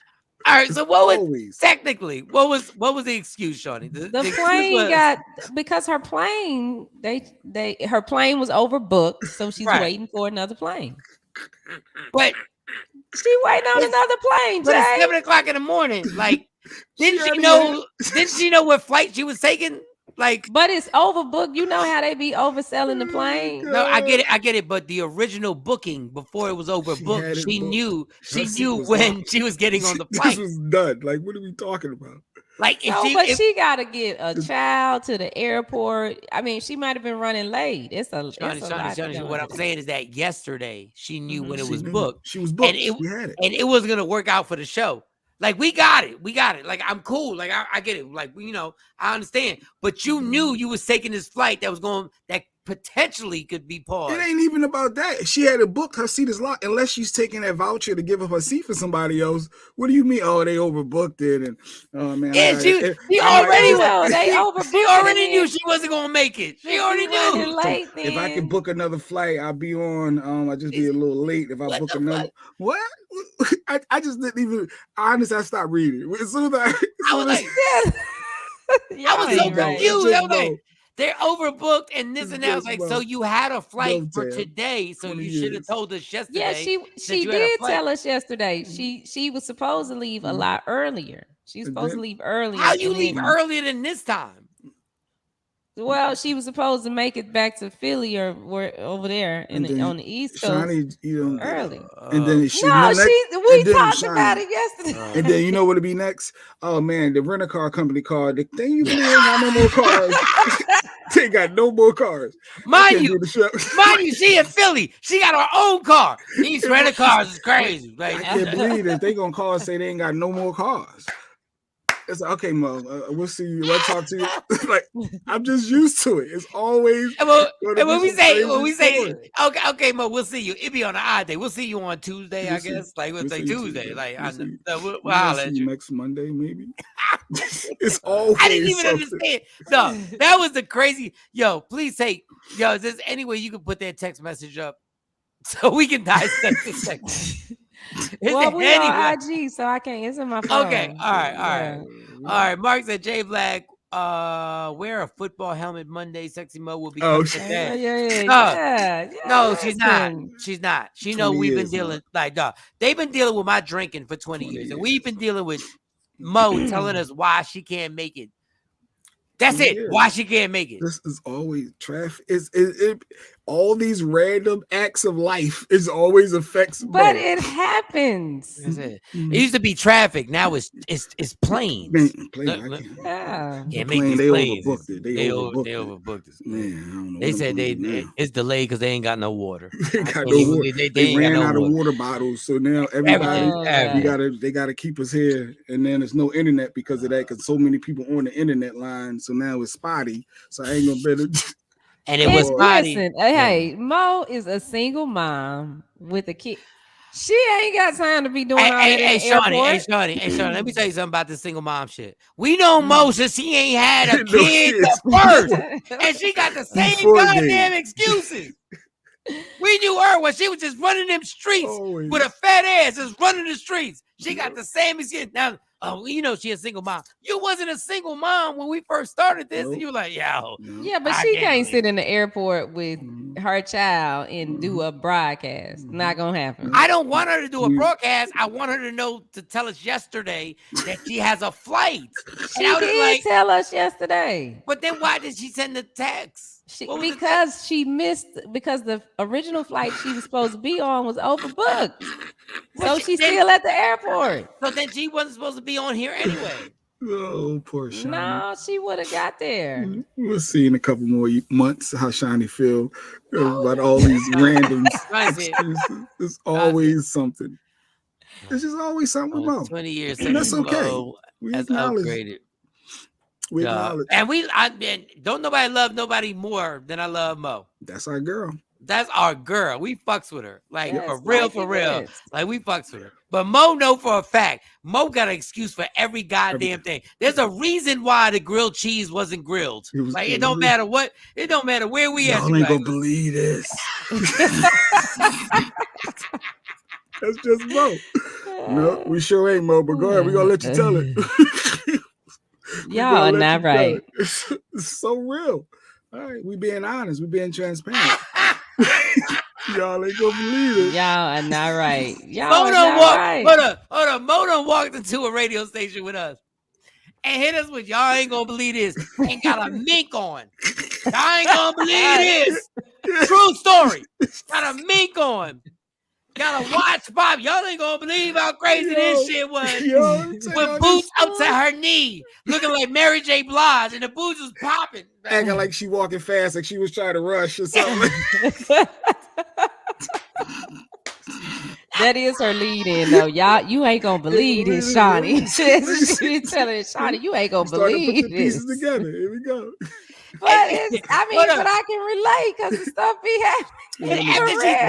After she take her 20-pound mink coat off and she's explaining to us, y'all ain't going. Y'all would never understand. It was crazy, and then Yeah, and then there's something crazy. And the cop got involved, and it's always something over the top. But that's Mo. We love her. We love her. We love her. I guess that's all allegedly. I guess we're gonna say that was allegedly no. Right there. That's all allegedly right there. Stay down since her flight was overbooked, like she said. Yes. Yo, Troy. Hey, Troy, I say this to people, no offense. You don't know shit about shit. Yes. There's a certain point where you don't know shit about shit. You don't know shit about shit. Flight overbooked. What was that last comment? It was Tam saying they ain't the bottom line, Shawn. Whatever, Tam. Mm-hmm. Whatever, Tam. I'm not gonna get it back and forth with you. I'm not. Good morning, I'm not Patrice. Going. That deal with chicks last night selling me Kit Kats. God damn it, I'm not going back and forth with y'all. Good morning. Miss Kathy was there with her crew. They went to the casino afterwards, though. That's why they not Kathy here this Black? morning. Mm-hmm. Nice. They went to the casino after that? Yeah, they went to Oklahoma. Y'all got pictures? You post some pictures? You got pictures from last night? I got pictures. I haven't posted them yet. Man, we had an issue though. What was the issue? With some pictures. What was the issue? Like, what are you talking about?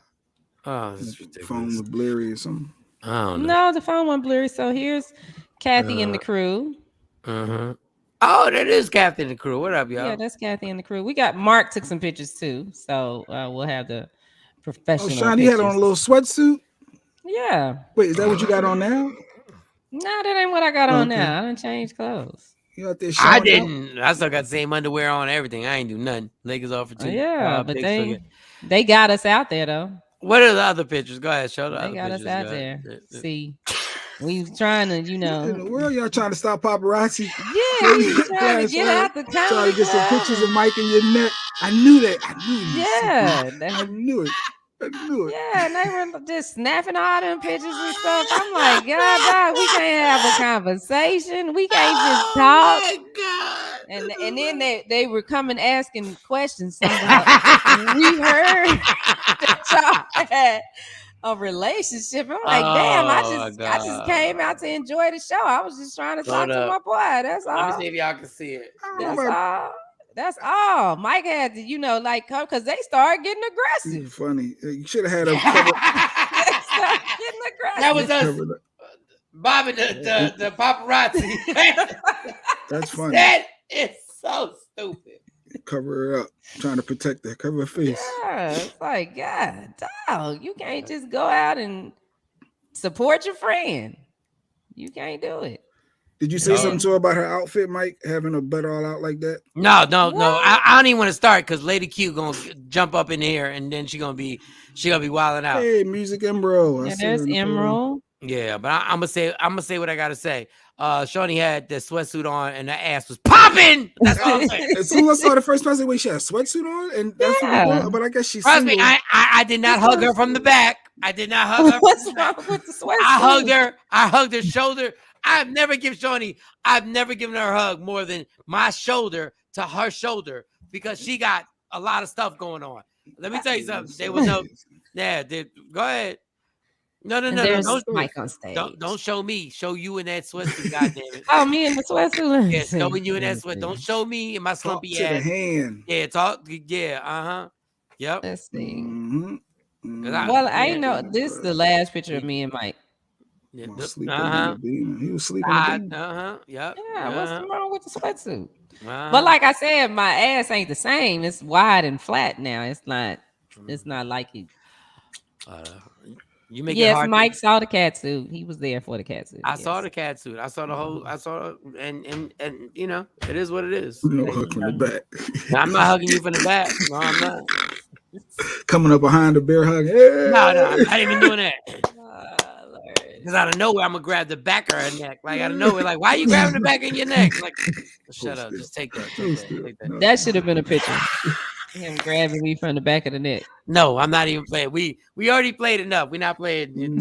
Dex, we need our psychic because Dex, get on here, Dex. Because I tell you what. All right, that was good. That was good. You can't even you can't even have like a sweatsuit like that if somebody's actually drinking and like getting like 3-4 double shots. Because you asking for trouble. I mean, my little sweatsuit was mild compared to what a lot of them women came out in because they came out ready last night. I was like, dang, girl, for a ball player or a comedian. I guess they had their stomachs out. Shoot, when we got to Bar Louie, one lady had her thigh-high heel boots and the tight black pants and the little stuff going. I said, well, dang. Do you remember the girl? Do you remember the girl in the crowd who said she had a good vagina? That's the one. She had her belly out. She had on a crop top. She came to the bar. The last comedian was on. She came in there and she was obviously intoxicated. So I was like, I get it. Like I understand it. And she was like, oh my God. I've been here and I wanted to say so much to you. And I just, I was like, no. Thank you so much I was super humble. Thank you so much for coming out. You've been, you're great. You're like, you cute. And I was like, thank you. And I said, and you're cute as well. And the waiter walked by as she was saying, I was cute, right? The waiter walked by. She's like, you so cute. I said, you're cute as well. And then she's like, oh my God, you're cute too. And walked off with the white boy. And the white guy's looking at me like, I'm going to help him. I'm like, you got her now. Like, go get it. But alcohol is an amazing thing. And she was not cute. Well, no, I shouldn't say that. It's the beauty. I think maybe just the alcohol was making her not cute. No, she wasn't cute. It's like she had 2 nails that were fucked up. Like I noticed that. Like she had nails. You notice nails? Guys don't notice nails like that. No, I notice hygiene. My nails are messed up. It's time for me to go get them done. And then like one of them done. Nails, how they hands feel. Like hygiene is amazing. Like I need to know how you take care of the little things. Like for real. Like, who got a horn blowing? I don't know who's blowing a horn. Like what the fuck are you doing, James? Like what is going on? What is going on? Are you farting, Jay? What are you doing? That's your food. We got our guest, Dr. Smith. Hold on. Kelly J said she wasn't cute. I wouldn't smash her. She wasn't. Like, but that's just my opinion. Like, everybody has their own opinion. Kelly had a little date. She dipped out on us, didn't come to the Bar Louie. Kelly be saying some crazy shit, Kelly. I'm gonna tell you right now, we're gonna give you a square, but you be saying some nutty shit. Like, I'm like, all right. Cause Kelly, am I allowed to say this? Okay, she just had a date at the last show. She had a date at the other show in Addison. Kelly out there running them streets you be with people. snitching. Kelly in them streets.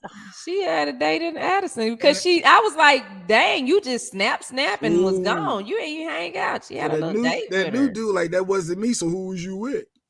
No, she had okay. Hey, So Shawnee, she's single. She can just do what she want to do. we think she's single. We don't know, but yeah, Shawnee. I mean, she had a date at Addison, had a date here, and she just was like, hold on. And then all right, this is the last one. Then we bring Dr. Smith, and this is the last one. This is the last one about Kelly.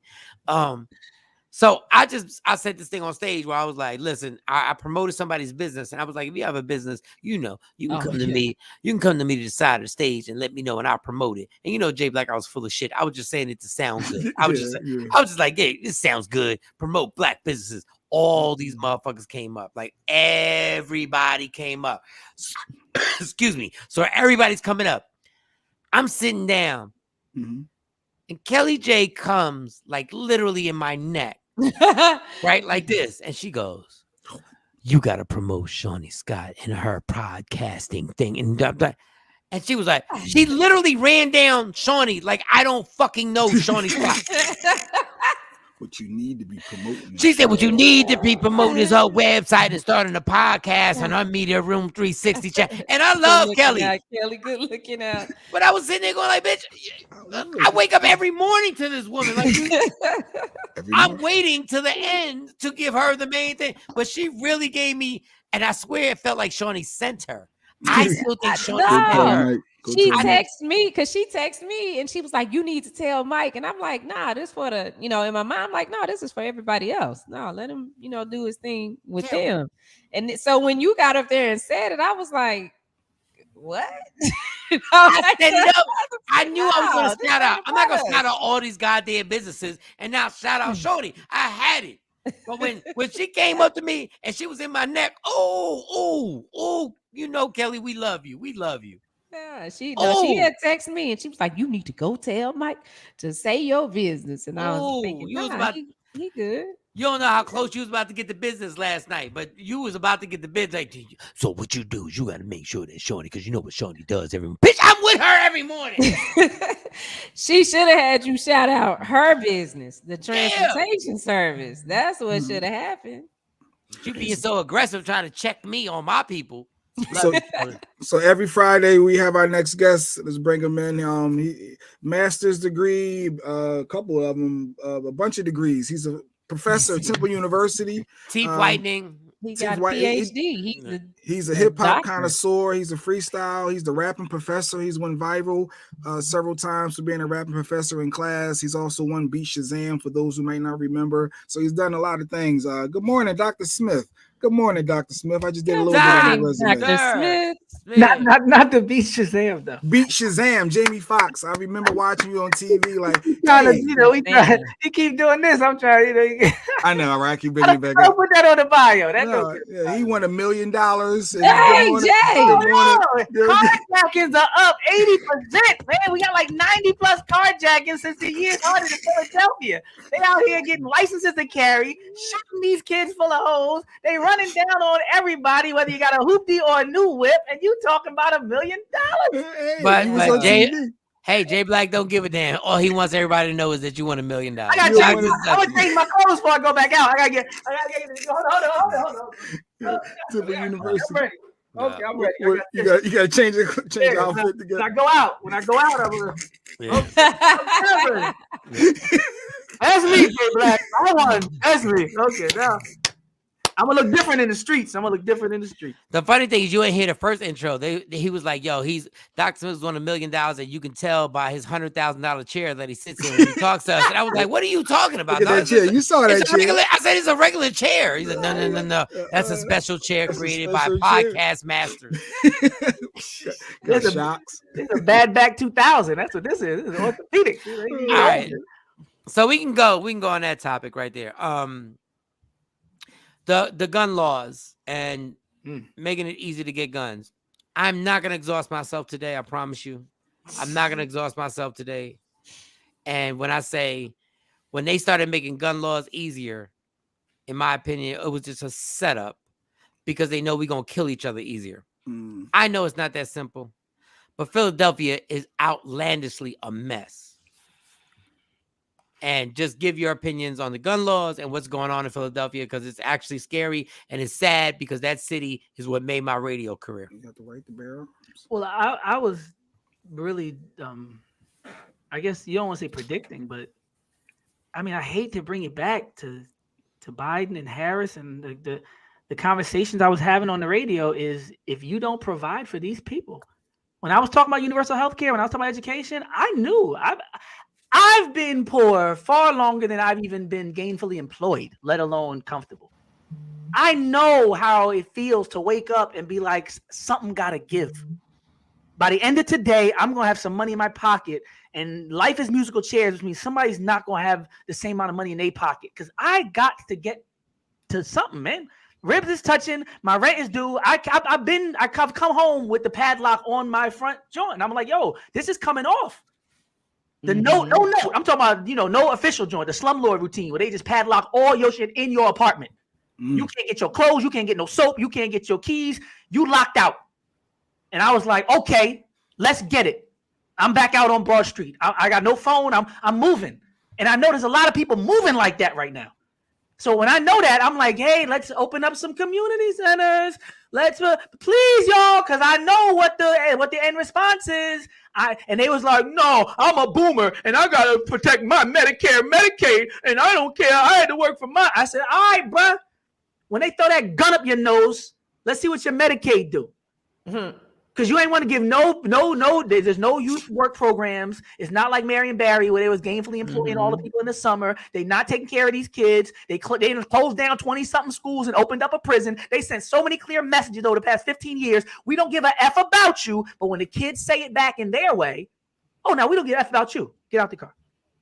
Now, I lived in Essex County and Newark and Patterson and Irvington and some of the capitals for carjacking because they have an international port in Newark, New Jersey, and there's a place called Tin Can Island in Nigeria where a lot of the car thieves from Newark, they fill up the craters and the tanks, the cans, they call them, the international port in Newark, and they end up in Nigeria. So a lot of times they'll make a request. They'll say, I need a X5, 2019. And they'll just cruise around the mall, Willowbrook, Short Hills Mall, and they'll just go shopping. And the guy in one of the pieces, he said, what's to stop me from just sitting here and waiting till these people come and then, gun action? Because back in the day, they used to leave the club right there to taunt you. If anybody from Essex County know what I'm talking about, they would take off your club and they would leave your club in your parking spot to be like, no, we do this around here. But now they wanted to get sassy and sophisticated and say, oh, now we got kill switches. Remember that? Where if your car go and, oh, we got them now. We're going to make sure the car don't start. And now we're going to use fobs. So you know what they did?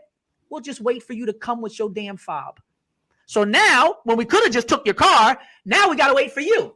So now it's a violent interaction where it could have just been me taking it. So now I just sit out there. And it's cold outside. Here you go with your truck. You're not going to sit in that truck and let it warm up. You're going to get in that truck and you're going to warm it up and you're going to go back in the house. And you thinking everybody sleep just because you sleep, as I was told, right? And then you go back in the house and I say, thank you for the warm car with the keys in it. And if I can't get the warm car with the keys in it, I'll just wait for you to bring your keys and be like, please hand those over to me. So right now it's on and popping. And I really think it's a trickle down effect from the mismanagement and neglect. And the right to bear arms, I agree with it. I get it. I get what you're doing. There have been 3 carjackings now that the people have fought back, and they've killed the carjackers in Philly. And Critical. Last night, 15-year-olds in Critical right now. And everybody's like, I told you that's why we should all have guns. Unfortunately, my 17-year-old daughter is going to be driving. Is driving now. And she ain't got a Glock under her seat. Unfortunately, my fiance don't got a Glock under her seats. So when everybody goes, the 3 times that they fought back and they killed everybody, the genie's out the bottle. I got it. Y'all got your guns now. And now I don't know what happens when somebody goes to the mall. I don't know. And it ain't even in the hood no more. No. It's everywhere. We done gave a bunch of irrational people these guns to end everybody's life. And everybody's like, it was my right. And I love when black people say it was my right, because ain't nothing but white people saying that shit. It was nothing but white people talking about, this is my amendment. And all they want to do is kill black people. That's why they kept chanting. Do you just take your daughter to the gun range and teach her gun safety? Dog, I can't. Listen, dog, y'all really make believe that my daughter's gonna have a gun and be a movie, that she's gonna have the gun under her seat, and when they run up on her while she's listening to a song with her girlfriend, and they're singing a song and doing their TikTok dance that they do, that somebody knocks on the window and they go, "Oh, my dad trained me." Yeah, that it ain't gonna happen like that. My dad trained me. I like that one. Because even with my gun, like now I take it with me. But I was carrying it in the case. The clip wasn't in it. And I was like, damn, well, if somebody get after me, I got to take it out the case, put the clip in it, take the safety off. Then I got to pull it back. Hold on, Shawnee. I'm not gonna do all that. Let me just ask you something. Hey, Jay, let me ask you something. When's the last time you shot somebody? Hey guys, let's not do that. No, I want to know. He's saying it because he know I personally have never. I want Jay Black. I want to know, when is the last time you pointed your gun at somebody and shot? I want to know, when's the last time. What is your point? No, I've never shot. I never killed or shot an individual, Mike. No. Today. No, that's not what I do. This is what kills me. And my dad is the one who taught me this, being in Vietnam. My dad's like, "I love you pussies." My dad says it all the time. "I love you pussies who think you know to pull the trigger what it means." And I know I love you, pussy. First time though, right? No, my dad shot that carjacker. That might have been their first time they shot somebody. No, my dad's like, you people really think you know what it is to have a gun pointed at you and think you know what you're gonna do when you got to point the gun back at him when your life is in jeopardy in that 1 second. But wouldn't you want to have that as an option in that moment? Not really. And what I wanted to live in was to eliminate the guns. But that ain't happening, obviously. I know, because I tried to tell everybody we didn't need these guns in our lives. I say practice safety and protect yourself. Practice safety. How you want to practice safety when the guns that when the guns that are out here are killing us? But how I'm supposed to walk with it? I'm supposed to just carry it out, and that's the thing too. You got little discreet holsters for your chest, for your waist. You got little spots. Oh, the same gun that's a big gun. The same gun with a little 380. The same guns that you want freedom to have, which you should have freedom and you have the right, have killed everybody that we admire. Everybody. Yeah, like, see, last night, this is the purse I carried, right? But it's here now, but it's here. My gun in the purse. I got to take all this out. The clip not in it. I don't even like how you holding it. Well, that's what I'm saying. You got to get used to that. And that looks a little big for you. You need a little bit smaller one. Do you know how crazy it is that Shawnee's walking around with a gun like that casually? She has that right to do that. Jay Black, stop talking like a fucking white person. It's kind of scary though, because fucking I'm white like, dude. if something happened, She don't even want to carry it. She don't even want to carry it. Yeah, it look like you don't want to carry it. There's no clip. It's just loose. Yeah, I mean the clip in there, and I'm scared to keep the clip in there when it's in my purse. Because I'm scared the safety might come off, and then if I just drop my, I just, sit my stuff down. What if it go off? Jay talks so tough when he shoot the wrong person. He talks so tough. No, I'm just saying this. The ramifications when you have something in your hand that can eliminate life. When you have something in your hand that can eliminate life. Soaking the knife, soaking the cigarette you smoke, soaking a whole bunch of stuff. Jay, I might feel more comfortable with a knife. No, I'm just saying in general, what you just said was so corny. A knife can't kill somebody. There's no weapon. There's no weapon like a gun. And you know what? I would rather people stab people, because when you stab a person, you really got to go. You really got to be a physical situation where you're like, I'm stabbing you. A gun, you can step 2 feet away from somebody and end their entire life. A block away. Yeah. But you know what? The guns are out. We got them. And everybody they're out. So but my thing is, everybody, I'm not embracing shit. Everybody be happy, because I'm not putting that pressure on somebody to have something in their hand that is going to end the life. You know what my problem really is? Is that really people are casual about people ending other people's lives. Mm-hmm. Like, it's a casual concept now that I shoot you and you die. And people think that after you kill somebody, that you move on with your life, and that don't fuck your head up too. Yeah. And there's too many hotheads out here. Because I had an incident the other day. Somebody blocking the garage, and we had to sit out there for about 15 minutes waiting for the person to come move their car. And he sees me sitting there and decides to. I became all these bitches just because I'm sitting here waiting for you to move your car so I can get in my garage. I ain't said nothing to him. Wow. But you know what went through my mind? I would shoot this nigga's tires out. He better leave me alone. And if I'm thinking that I can, what if it was somebody that was like really, really, really about their life, and now they done shot this man? I was about to say, if you're gonna shoot with his tires, yeah, I was gonna say if you're gonna shoot tires, I'm not about that scenario, life. Mike, somebody home invasion, and you're in the house with your family, and you have that in that moment. Jay, I understand that. I know. Jay, I know that should go to, and Dr. Smith, I'm coming right to you next. I know that should go to. The problem is that's not the normal go-to. The go-to is I got a gun in my car, and now the 6'5" dude that just talked shit to me at the gas station, I'm not trying to walk away. Mm-hmm. Now I'm like, oh, I'm gonna show you, homie. Oh, really? So it's not the gun that's doing the dumb, it's the dumb person, right? So it's not the what they say. Now you getting whitened by the minute. No, I'm just saying because you gotta be able to control your emotions. Jay Black, Johnny had a thought, but that means she's gonna act on it. You talking about those people that acting on this, the impulse that they can't handle. When you drive your car, right? You have a car. I'm not saying, oh, I'm gonna go. No. Let me ask you this. Into a road rage Jay, let me ask you this. You drive your car, and you know responsibly when it's time to check the oil, you should, but you don't. Sometimes when you're low on gas, you go, I should get gas now, but I'm not. Now you got a gun in your car with the same mentality. I should walk away. But he done called me all types of pussy bitch motherfucker and then put his finger in my head and sent me on my way. I should walk away. Self-control. You not walking away. I seen you. You don't have that self-control. I seen you myself. You have a different level of responsibility when you have a gun on you, though. If a dude pokes you in your head and says, it's one thing to fight. Jay, no. The dude is 6'5" and puts his head and says, get the fuck out of my face and pokes you. I know you're gonna lie. You're gonna lie because that's what you're gonna do for the argument. I'm not gonna pull a gun out, Mike. Yes, you are. A fight, yes. A fight. No, you're not gonna fight him. You're not gonna fight him. A fight. I don't give a darn how tall don't mean nothing. But either way, when it comes to fighting, did you hear how crazy?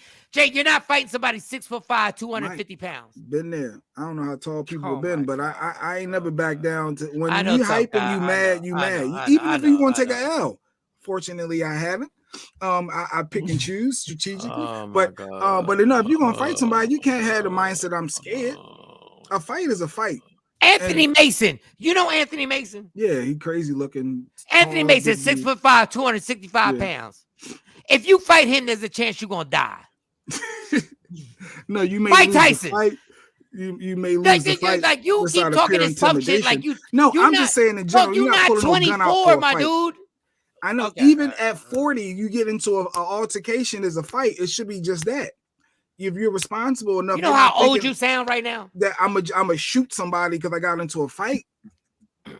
Now, if your life's in jeopardy, is a difference. But usually with a gun, you're trying to avoid. You're trying to avoid because you know you have something that can take somebody's life. That I was. There are times that I was with you that if you would have had a gun, you would have been in jail. But we don't know. No, I know. Bro, we don't know. I know, bro. I know. Says the man that was throwing quarters out the car, hitting people's cars. Yeah, I used to do stupid stuff like that. There were times that if you would have had a gun in your car, you would not be with us right now. You would be locked up. So stop playing. Don't do it for the basis of devil's advocate. I'm not. I'm doing it because I really believe that you have that right to be responsible to carry a firearm. If you're responsible, you're responsible. Jay, you wouldn't even be here if you were allowed to own a gun all these years. You wouldn't even be here with us. But a lot of them maybe that's why I wasn't allowed back then. But I don't see me doing that. I don't see me doing that. I just don't. I don't see me being reckless with someone's life. Dog, you've been reckless. You've been reckless your entire fucking life. Damn. The fuck are you talking? You act like I don't know you, my dude. Back to Dr. You act like I ain't been with you. Reckless. I'm not doing all that with a gun, though, Mike. It's Dude, different. if you would have had a gun under your seat in the situations that we were in, you would have shot somebody. I know your ass. I don't know. You still talking tough, and you old as fuck. I think it's a fight. Yeah, I You think still talking tough. if something's like you going down, no, you're gonna fight. You're gonna fight. No, nobody fights. Who fights anymore? You sound like maybe that's the old. So that's the old school in me then. But I think if there's some beef and problem, it ain't got to result in me shooting. You shooting me. Dr. Smith, what is your opinion on this? Well, for the last part, I do believe that there needs to be a public service announcement that it's very true that ain't nobody fighting no more. I think we do need to put that out there because I know that the primary demographic for the program might be, some mature people who ain't running the streets and wasn't out carjacking last night, and they need to know that these kids are not fist fighting. And you can call it whatever you want. You can call it being a punk. You can call it, I agree with a lot of those descriptions, but I do have to realize that either walk away or handle it. But knuckling up and guarding your grill and all that is out with naughty by nature. Like that's not what nobody's doing that. If you but even walking away, sometimes they still will shoot. Oh yeah, no, you got. I've been saying since I've been on this program, lay low and stay out the way. Yeah. Because sometimes, like Johnny was saying, just being in these spaces, there's a reason why the people who make these laws are never in the places you in. There's a reason why you never gonna see Joe Biden unless there's like 50 people around him and it's a crowd and they vetted the place. And so there's a reason he's never gonna be even in a space where he could possibly be touched by the effects of the policies that they enact. And because they know exactly what's going on. They know if there's only 5 chairs and there's 50 people, if there's only 4 meals and there's 100 stomachs, it's going to get, and it's about to get dark out. It's about to get crazy, and they are out. So I tell people all the time, if you can avoid certain areas, if you can avoid being out at certain times, if you can avoid certain interactions. I actually was in a situation where I bumped somebody's car and I thought we were going to exchange information. I didn't realize how prevalent it was for people to do that when they're carjacking. I bumped somebody's car 3 miles an hour. It wasn't a big deal, but I said, maybe they'll make a big deal out of it. No big deal to me, right? No marks. The person sped off. At first I was like, oh, what's going on? And then I realized, oh, they probably thought they was in one of them bumping, situations. Right. But when I thought back, I said, that's probably what you should do. You should go to a gas station, police station, go home and check your fender. Yeah, because I got insurance. Or invest in one of those. They also have the dash cams where you can get the front and the back. Yeah. So and then in Jersey they got the front plates. So you might even get a front plate if you get whatever. You can do a whole lot of things nowadays, aside from especially at nighttime, jumping out your car, especially if you might be upset because that might be a natural emotion. Keep yourself out the way. Dr. Smith, yesterday at the comedy club, I said, I don't know how I got to it. How many people got guns? And they put their hands up. And I said, how many people got guns on them? And they put their hands up, and I was like, on that question. No. But like, I'm like, yo, why is everybody snitching? But you know what was crazy? The drunkest motherfuckers had guns on them. The worst people to have them. They had guns on the drunkest people, and I said, yeah, the girl that said you was cute. That bitch had a gun. The drunkest chick out of everybody had a gun on her. Like, I don't even cool. Like the protect your house, protect yourself. Am I gonna wind up getting a gun? Yeah, because I'm tired of fighting this fight. I'm tired of fighting this fight with y'all. And when the person that said Jay Black was reckless, no, we were reckless. And if we would have leaving Evolutions, the nights that we were leaving a club, Evolutions, the way we left, and how we was hammered, shit face, fucked up for real. Shit face. Dog. One of us would have gotten in major trouble. Having any of that situation under your seat would have got us in major trouble. And I thank God every day that we made it through. Dr. Smith made it through. Big Rob made it through. Ryan Banks made it through. Rest in peace of Sugar Bear, who actually has passed away. I pray. I thank God every day that the friend that I brought into that club all made it through. But if we would have had a gun under the seat, we would not be sitting here right now. We'd either be shot or we would be in jail because we were wilding. And when you could wild out like that, like the girl at the comedy club last night, and have a gun on you, dog. Yeah, and then the girl, the business you shouted out that owned the black gun shop in there was the black gun shop. Ennis or somewhere. Yeah, and shout to them. I think it was O Gun, and it's Texas. Like, dog, you can get a gun anywhere. But my thing is like, if look, I'm for the business. Like, if you can make money off the, like I can go get a gun today. I can leave this show right now, and go get like it's right around the corner from my house, and I can literally go get whatever gun I want. I ain't got to show. All I got to do is show ID. I can get whatever I want. I can literally have my apartment filled right now with whatever whatever I want. It's just a scary thought to me, y'all. I believe we should be able to bear arms and everything like that. I just think it's super scary. I think it's really scary that, out here in Dallas, and I've said this before, and I don't know if I told you, Dr. Smith, you know how many road rage deaths have been caused because it was a road rage incident and they both came out with their guns? Mm-hmm. Wow. That young boy lost his life, motorcyclist. He cut off the car when they got into it, and the motorcyclist got in front of the car, stopped, got off his motorcycle, walked up to him, pointing the gun, and the dad had a gun, shot the little boy dead. Shot the motorcyclist dead. So, like, there were two rules. In front of his kid. The kids were in the minivan. Protecting his family. The one rule is if you pull out a gun, you better use it. We've all been taught by that, but every uncle, every father, every grandfather, every. So this guy came out and broke the rules. He took his gun out, but he was just showing it. He was just trying to scare him. And then the other dude was like, I'm protecting my family. Now you have to die. But this is over a road rage incident. Like, this is scary to me, yo. They're like for real. But am I gonna get a gun? Yeah, I am. After all that. Yeah. And then when they carjack you, they got to kill you. Like my classmate, Andre Emmett. Like, it still hurts my heart to this day. He had some words with somebody at a club. They followed him, came up on him, made him get out of his car. He took off running, and they went after him and shot him in the back 3 times. And he's running to get away. And I'm like, what? He gave you the car. And just the other thing on the us. It feels like when we get our guns, we kill each other.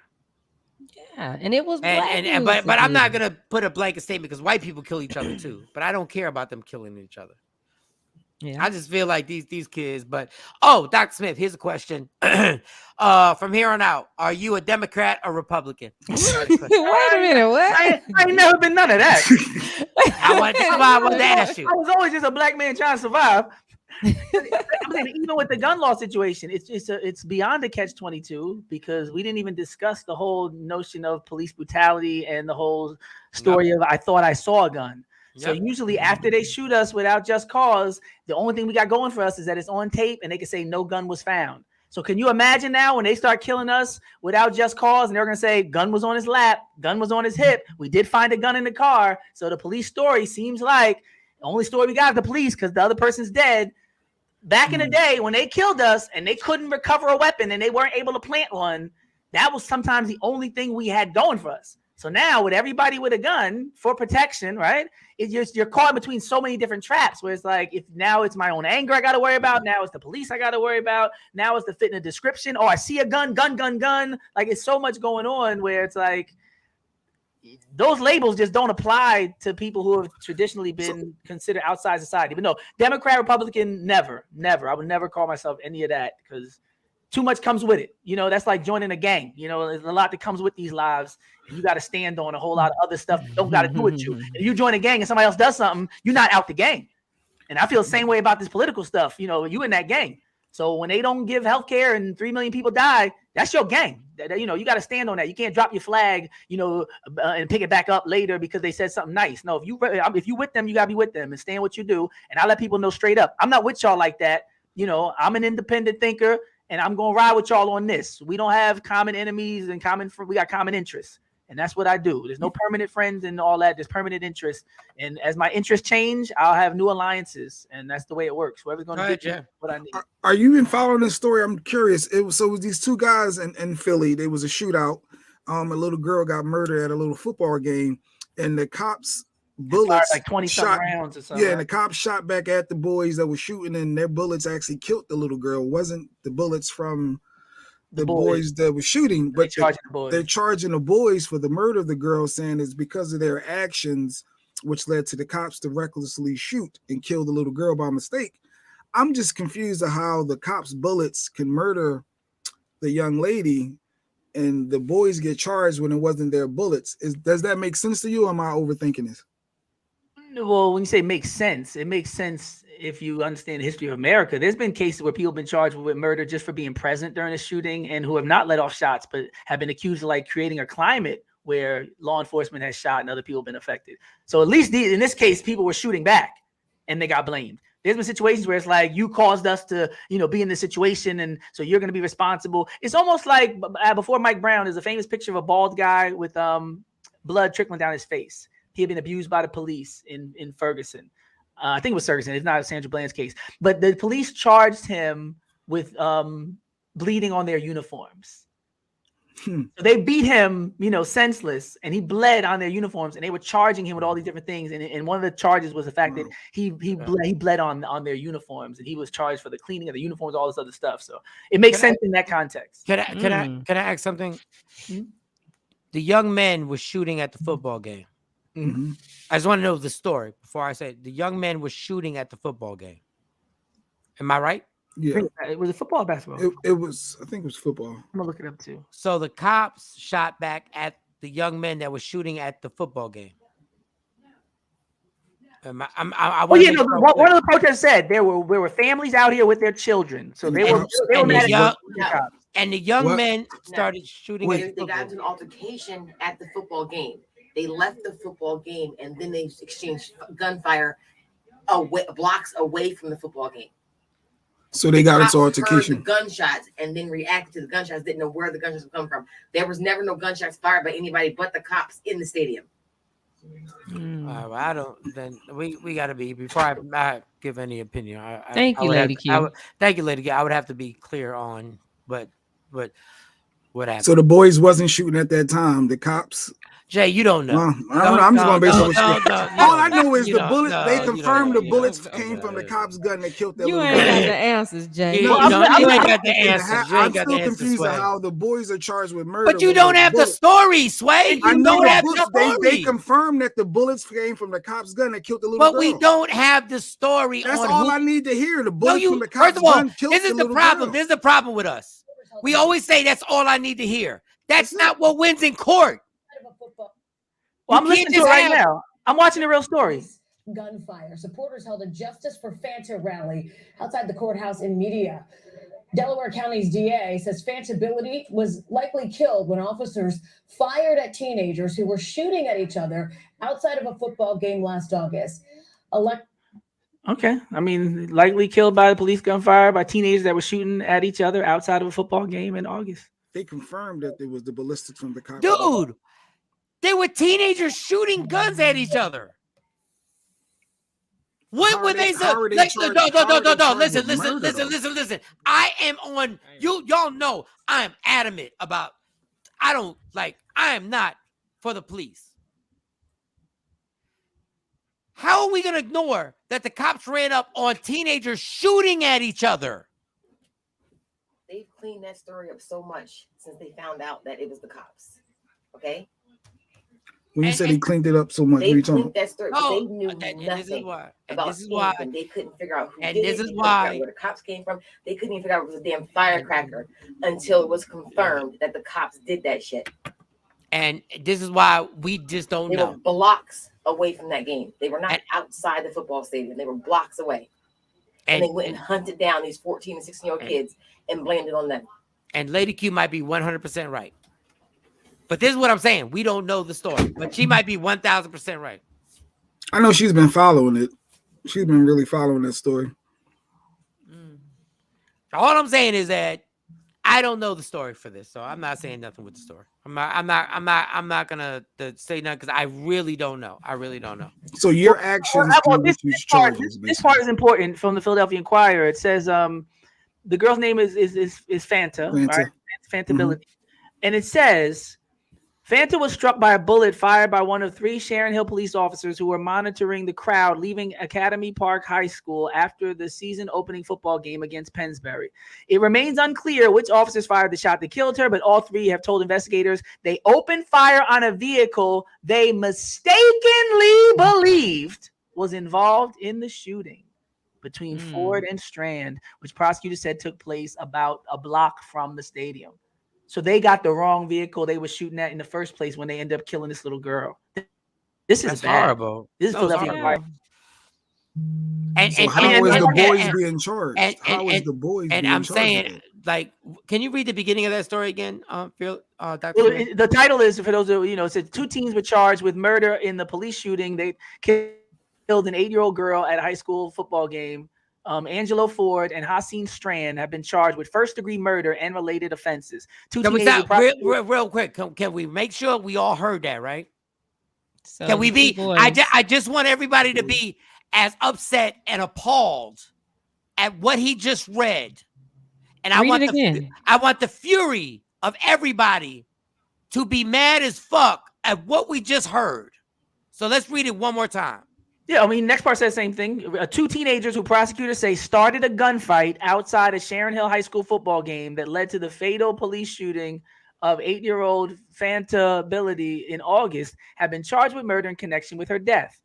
Angelo A.J. Ford, 16, and Haseen Strand, 18, face first-degree murder of aggravated assault and gun charges in the August 27th shooting. This is a kind of, they're stretching, though, because the details about the mistaken car. Okay, I get the mistaken car. I get the mistaken car. The media is really the sixth part of the sixth part of the state. Like, the media is telling this story really crazy right now, because when I hear led to the shooting of, the typical brain is like, okay, they shot and you ducked and shot. No, this is like was said earlier. Later, all I want, setting, wrong car. You can't be like, well, the only reason I shot this wrong car is because of what you doing earlier. Like, this is like, I'm upset about all of it, but yo, bro, stop. Stop, police. It's getting stupid now. All I want to know is, when are we going to be really fucking pissed off about the person who just ran up on somebody and killed somebody in the corner and get this fucking mad? But even in this case, I'm not as mad. I'm not as mad anymore, because if these 2 were just ops in the street and they were beefing and shooting at each other, then that's their life, and then criminals commit crime. But that's not I'm mad at the person who was trained to protect me. I'm mad at the person who's supposed to give me the truth and with the news. I'm mad at the person who's presenting himself as one thing and being another, more so than I am at the guy who's like, I'm a goon, I'm a demon, I'm strapped, I'm on Instagram. Dr. Smith, how long has this been going on with the cops, right? How long has this been going on? I want to know. How long? How long have we not been able to trust the cops? How long? I want to know how long. A long time. How long have we been killing each other? How long? I say 40 plus years. No, it's not. Stop it. We've been killing each other since the 70s. Yeah, it's 40 plus years. That's 40 plus years. The 70s. No, but yes, the 70s, 60s. I'm 40 plus. No, but this has been like, what are we talking about? Like, we've been killing each other forever on this. No, 40 plus years. So why aren't we mad about the shit that we can control? No, we are mad about that. No, we're not, because every time it happens, it could be a shooting that started off at the football field, and 2 kids started shooting each other, and then the cops kill somebody, which we know is going to happen. We know that's going to happen, and we still amped off the cops. Yeah, but we won't change the culture, though. That's the thing. That's what I'm talking. Like, we are so mad at we know what's going on with the justice system, but we know what we do to each other all the time. Like, dog, ain't no rapper been killed. So you want to ignore that he said we're more mad at the cops for not being charged. They're supposed to be protecting us. The fact that those kids, they put their own lives in their own hands by the kids is killing each other too. It's different levels of anger. It's levels to this. Dog, right? There's only one thing we can control, is us. Like, we keep trying to be like, the cops is fucked up. They gonna stay fucked up. So you agree with the boys being charged with murder when the cops' bullets is the ones that mistakenly did that? You agree? I don't agree or disagree with anything. All I know is that they are young boys that are killing people, that people are literally going to funerals and trying to sit there and realize that their son is dead because these young boys have done this. I'm trying to say, control what we can control. The cops ain't never going to change. We've been trying to change the fucking cops forever. It ain't never going to change. That ain't never going to change. But we scapegoat. We go like, oh, so ain't no rapper been killed by a white person. Ain't no rapper been killed by, I repeat, ain't no rapper been killed by a white person. And we put RIP t-shirts, and then the next song that we listen to is the same song describing on some hot shit how the motherfucker who just died, the motherfucker who just got killed, we play the music and actually play the music describing another death. Run up on your funeral and shoot you up, do this and do that, and we just mourn somebody. Like, I don't know, dog. I don't know. I'm sorry. So Rich Verbs on IG says the thing is that the kids weren't shooting at each other. If the kids weren't shooting at each other, cops wouldn't have had to shoot at them and accidentally kill a kid. Listen, y'all, I'm not justifying the cops. Somebody had a heart attack when they was getting robbed. They getting charged with murder. Like, where do you end it? Where the cause and effect? Wait, Shawnee, what you said that they were shooting at the kids? That's not what the story says. This is what Rich Verbs is saying. No, I'm saying, but the story, that's not the facts of the case. So that's not the facts of the case. They mistakenly They mistakenly went to a vehicle. They weren't trying to shoot those kids that were shooting. They went to the wrong people. They weren't even with the kids. They were with other people. So they went to the wrong people, Rich. Yeah, they went to a car with an 8-year-old girl in it and shot her in the back and killed her. She died on the scene. Hard. That's what I said. If it was like a shootout and a stray bullet or ricochet, then I'm like what Mike is saying. I'm kind of like dag is both bad. But it's like, bro, you went somewhere else and shot somebody with nothing to do with it.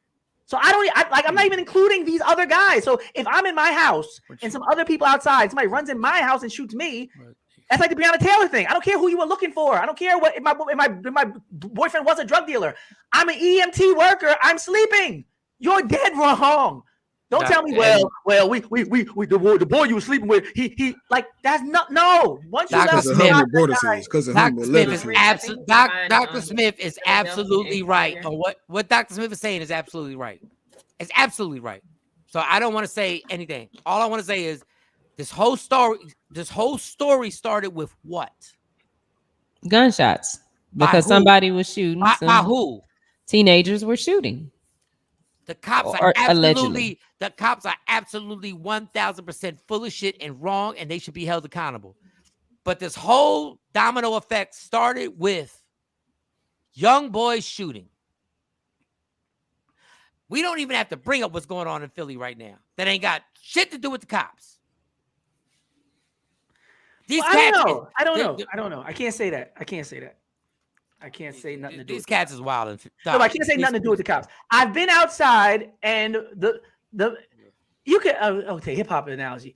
I'm thinking about Illmatic when he's like, what cops could just arrest me, blaming us. We held like hostages. Like just as a young black male, you know that there is this entity.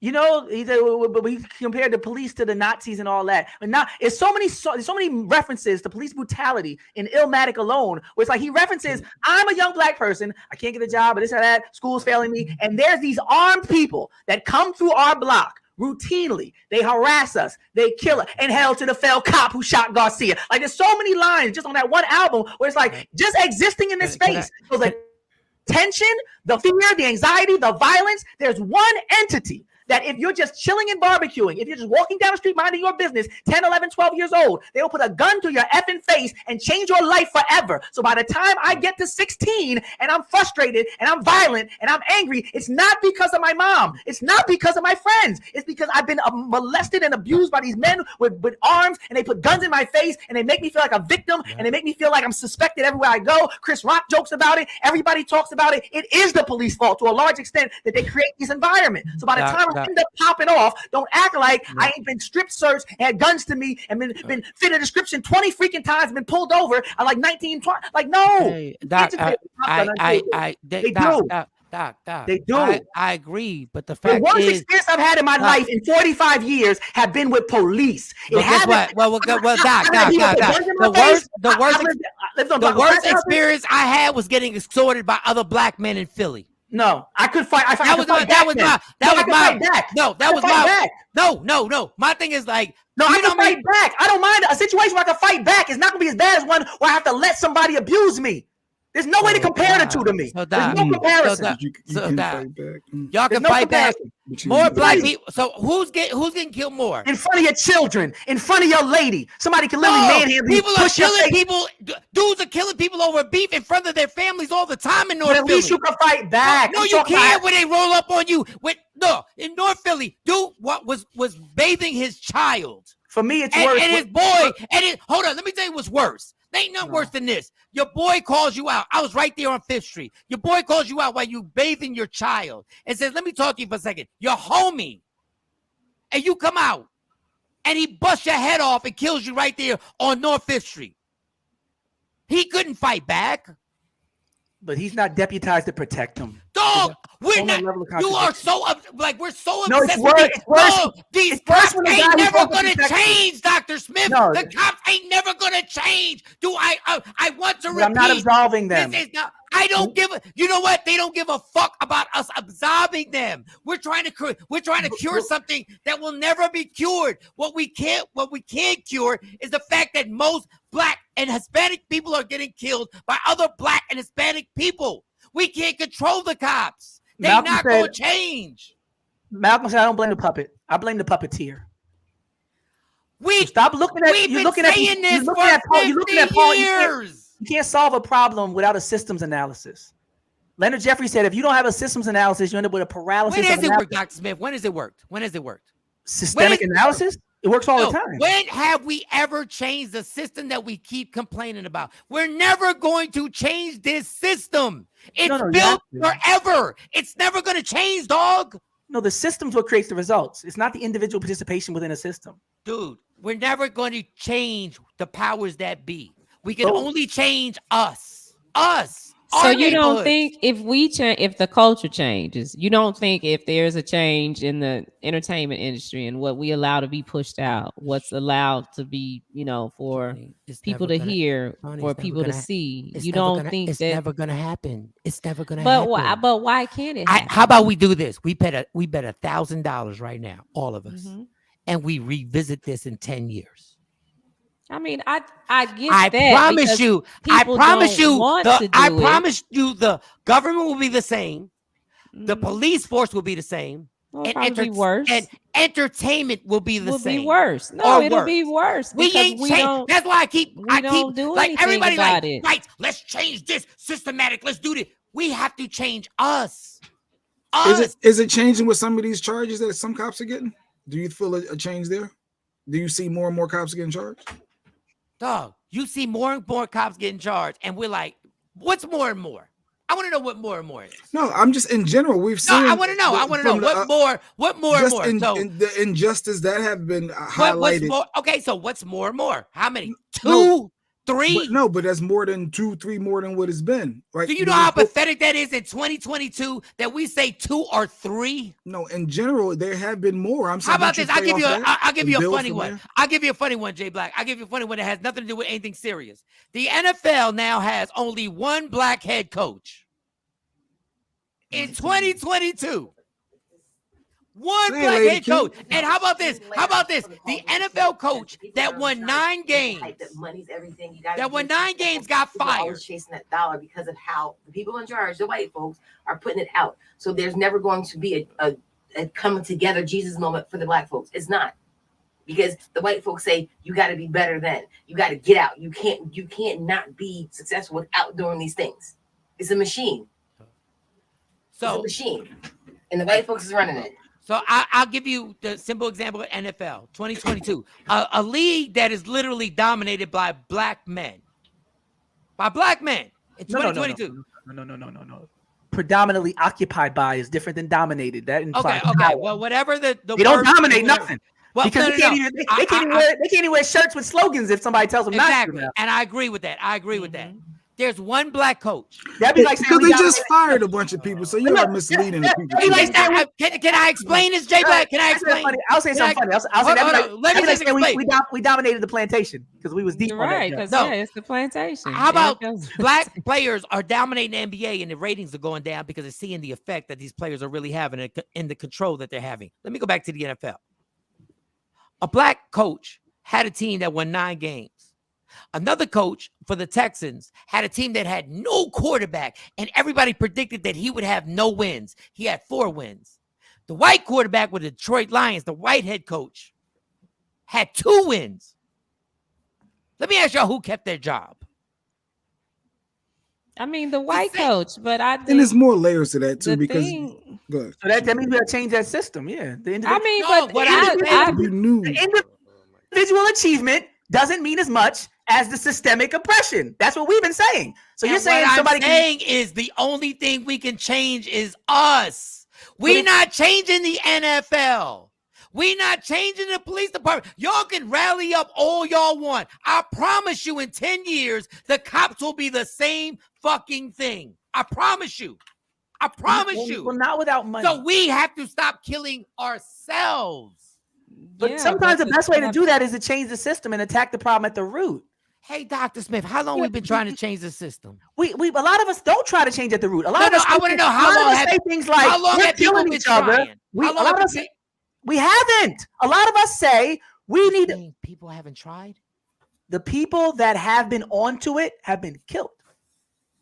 Because when people try to internationalize our struggle, like Malcolm, and say we need to go to the UN and have a case for human rights. When Fred Hampton, when Chairman Fred says we need white power for white people, brown power for brown people, yellow power, and he does away with the race paradigm and just talks about empowering people, then they kill him. He got to go. So when people start to catch on and say this is a deeper system, and there are people pulling the strings and making it impossible for your individual participation and achievement to be nearly as relevant or consequential as the systemic generational pressures, once somebody cracks the code and figures it out, they do away with them. They destabilize their movement. They have COINTELPRO. They try to put people against each other, like us organization and the Panthers, East Coast, West Coast. Right now, it's young NBA. But Doc, you're explaining my point. Let's go to the system that's putting these people against each other. Let's go to the system that's educating them. Let's go to the system incarcerating them. Don't go to the person on the block. Don't go to the pawn. Don't go to the last person on the totem pole and say, you got to change. Doc, we can't change the system that you're talking about. We can't. Let's understand. We can't change the system that we can only go. If we were on a plantation having this conversation, and I was saying one day we'll get free, you'd be saying what happened 100 years ago. What happened How about you walk? I need the listeners to understand. How about you walk in jail right now and see more people in jail than were ever slaves and somebody of color? How about you walk in there and explain to them how everything changed? Because we didn't. The benefit of history. My point is we didn't change. I'm saying we need to change us. Fuck them. You can't tell a black historian whose family was enslaved 150 years ago that nothing could change. You can't tell me that, right? Dr. Smith. Everything could change. Dr. Smith, what I'm saying is why don't we let me finish this part. Let me give the education for the listeners. I know where you're going with this. It's not about going. Every law, every educational marriage miscegenation, we changed it all. You're talking to an African American. There's no demographic on the planet who has witnessed more institutional change in the course of 2 generations than African Americans. You could never tell us we can't do it. We used to wear chains, be bred like cattle. We used to not be able to. Now we wear chains around our necks. So you're telling me in 50 years we can't change it just as much as they changed it? No, we're not going to change the powers that be. We haven't. Okay. Then we never. We can agree. With that mentality, we still be on the plantation. With that mentality, we still be on the plantation. That is not my mentality. You say we can't do it. My mentality is trying to change us among us. But when that has happened, what I'm trying to say is respecting us among us. We don't respect our women. We don't respect ourselves. But when we had people that were trying to do that, like Dolores Tucker, like everybody went against her. We weren't enslaved because we didn't respect ourselves. We are now. We are now. No, Dr. Smith, don't you dare say. Don't you dare say. Don't you that's dare. Not why. Don't that's you not dare. Why. Don't you dare say we respect ourselves, Dr. Mike, Smith. you're saying something that's false. Let's put it in. Let me play the songs that we listen to and tell me we respect ourselves, homie. Let me tell you, when we're taking our wives to strip clubs, that we respect ourselves, homie. Like we're not gonna play this game. We are not gonna play this game right now. We have called every bitch, and every chick right now. No, you're dead wrong. You're dead wrong. And I'm gonna if it's my turn. Yeah, he's muted. Go The cause must precede the effect in time. It's the rules of causation and causality. You can't say something caused something if it happened after. If black people were outpacing whites in marriage up until the 70s, then you can't blame something that happened in the 80s and 90s on a 300-year history. What caused people to be called that? Were people calling people that on the plantation? Were people calling people that during the Jim Crow era? No. In the 40s and 50s, did you hear? No. So what changed? What occurred? What happened to these people? You can't say that these people who have been, traumatized, victimized, and you can't say, oh, now you started talking this way. Now we started talking. We weren't always doing this, Mike. This is not our natural state. We've been alive on this planet more than any other people on the planet for thousands and thousands of years. We didn't conduct ourselves this way towards one another. All of a sudden, the last 1%. Wait. Let me give the lesson. I'm just giving facts. You're not giving a lesson. You're just repeating stuff. No, I'm giving facts.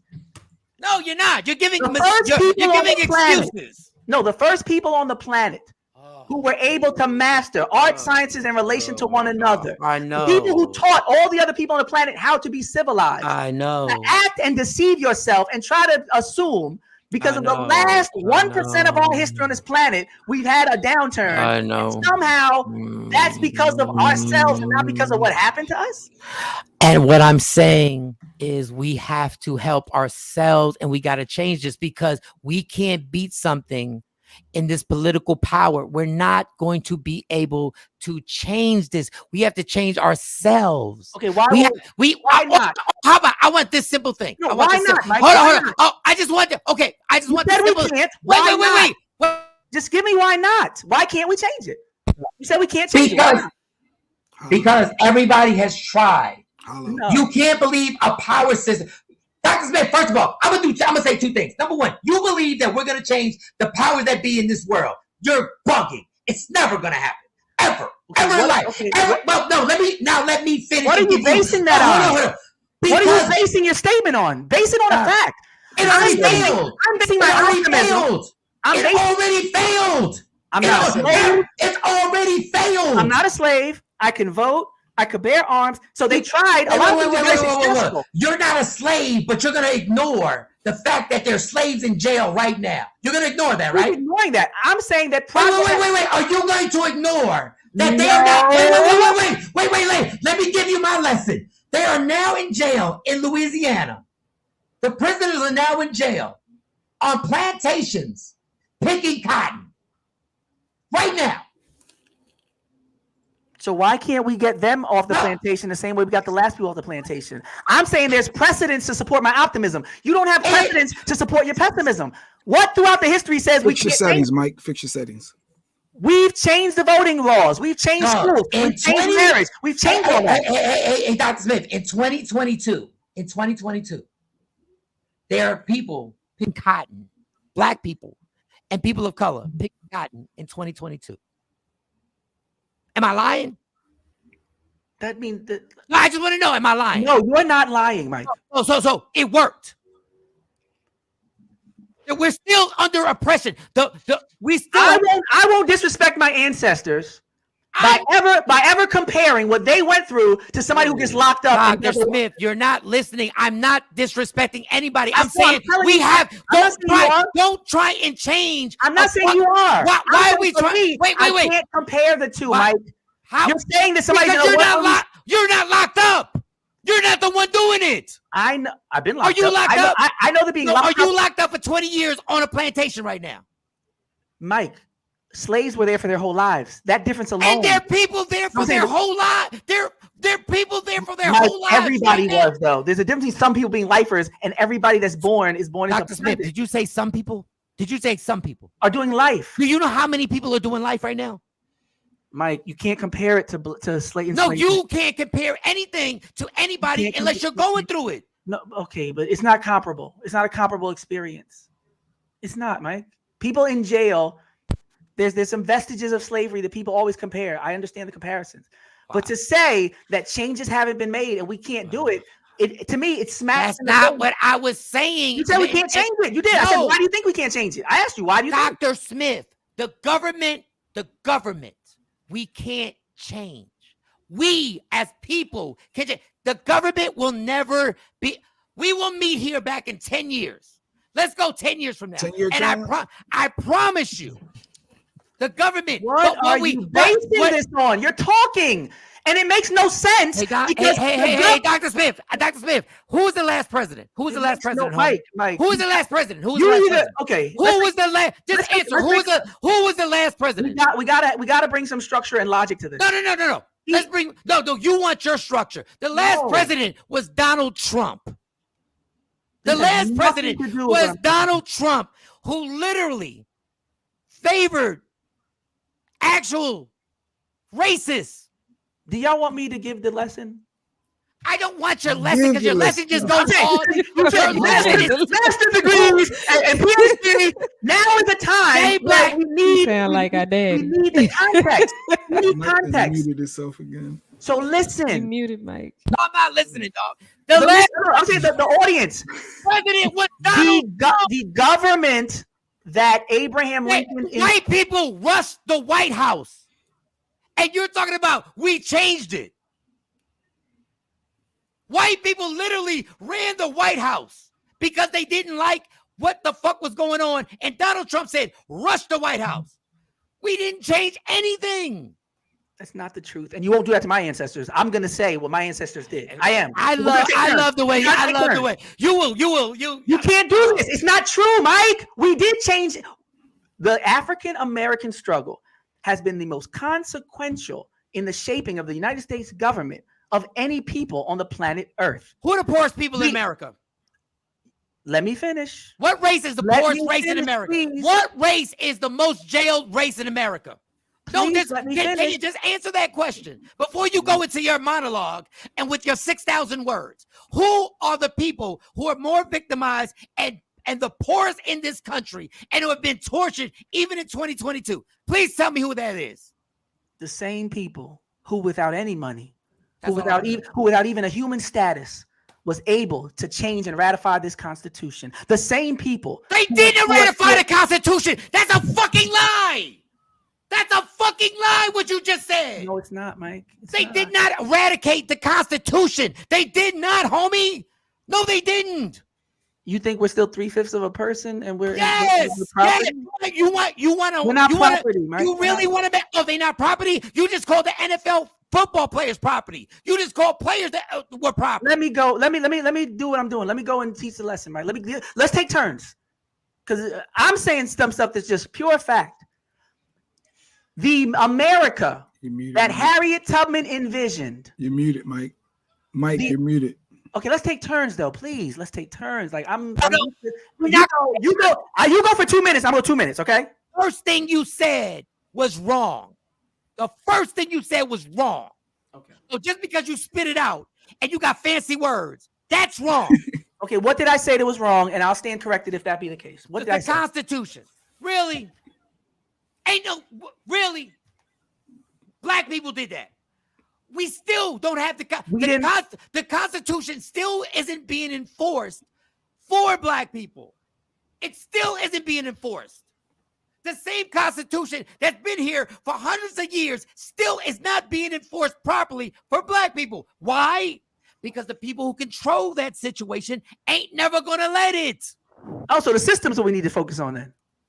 I said we can't change the system.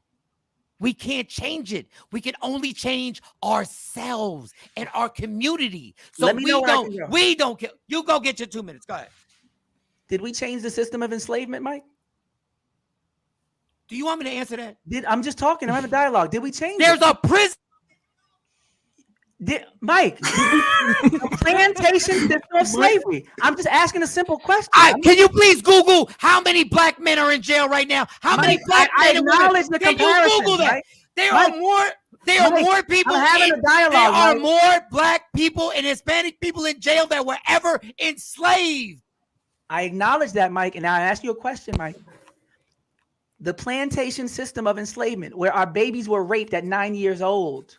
There's some differences that need to be pointed out. It's not a 1-for-1, with people in jail today. I'm talking about where our babies were systematically raped and maimed and bred like dogs and cattle, where they had shackles, where weighing 12 and 15 pounds, they were whipped, till their skin came off. I'm saying that system, Mike, did we change it? Because you keep saying we can't change the system. We renovated it. And now what we do is we put black young men in jail and they get raped in jail. Is a renovation. And what they do is they put kids in jail at 16 and keep them in there till they're 30. So if you want to... This is my 2 minutes. Is this my 2 minutes? You ask me. You just ask me. So don't ask me. Don't ask me a question. I'll answer it myself. There was a system of enslavement that lasted for hundreds of years. And somehow, despite people's grandmothers being born in bondage, mothers being born in bondage, all these people being raped and bred, they still believe they could change that system. That's the only reason I'm here, because people didn't think like you.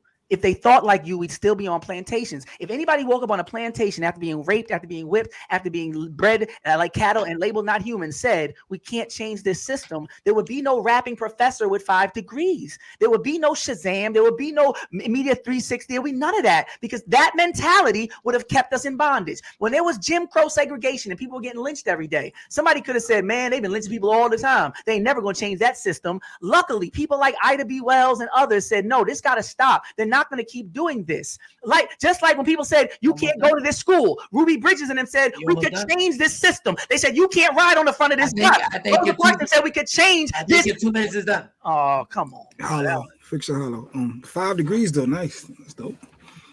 So all that, and we still waking up. You're saying it's not a change. I'm saying we changed it. How did it change when we still get change? Whoa, Doc. How did it change when we still getting killed in the middle of the street on cameras? You think that... Whoa. How did it change? How did it change? What I'm trying to tell you is that the same system has just been renovated. We didn't change the system. Now we get killed in front of cameras, and millions of people get to see it over and over and over. And then 1 or 2 people go to jail. But we get to see people being murdered over and over and over cigarettes, getting choked out in broad daylight by white men. What I'm saying is, and I love your tactic. It's not a tactic, Mike. I teach this. Fix your Wait. You're telling me. Whoa. Wait, I'm not done. I don't care if you teach it. Because so stop. Dr. Smith, stop giving me your credentials. Okay, at this point, you are over talking me, Mike. I'm gonna tell you. At this point, you're over. You told me. Wait. You got 2 minutes, and now I'm talking. I didn't get 2 minutes, and you just went off again. Go ahead. Nobody's denying the facts. I'm saying you still have to be optimistic about the potential for a change, or else you can't make any progress. We have to be optimistic about changing our lives with ourselves, with us. Why not? Why not? With us. Trendsetter is wait. Oh my gosh. Fix your settings, Mike, while you're waiting. You're hollow. Fix your settings. But I didn't. Why is it? This is what I don't get, Dr. Smith. Why is it so hard for you to get this one thing? We have to change what we do with each other. The best way to do that, Mike, it's not by changing the system. It's by I can't do this. The fucking system wasn't even built for us.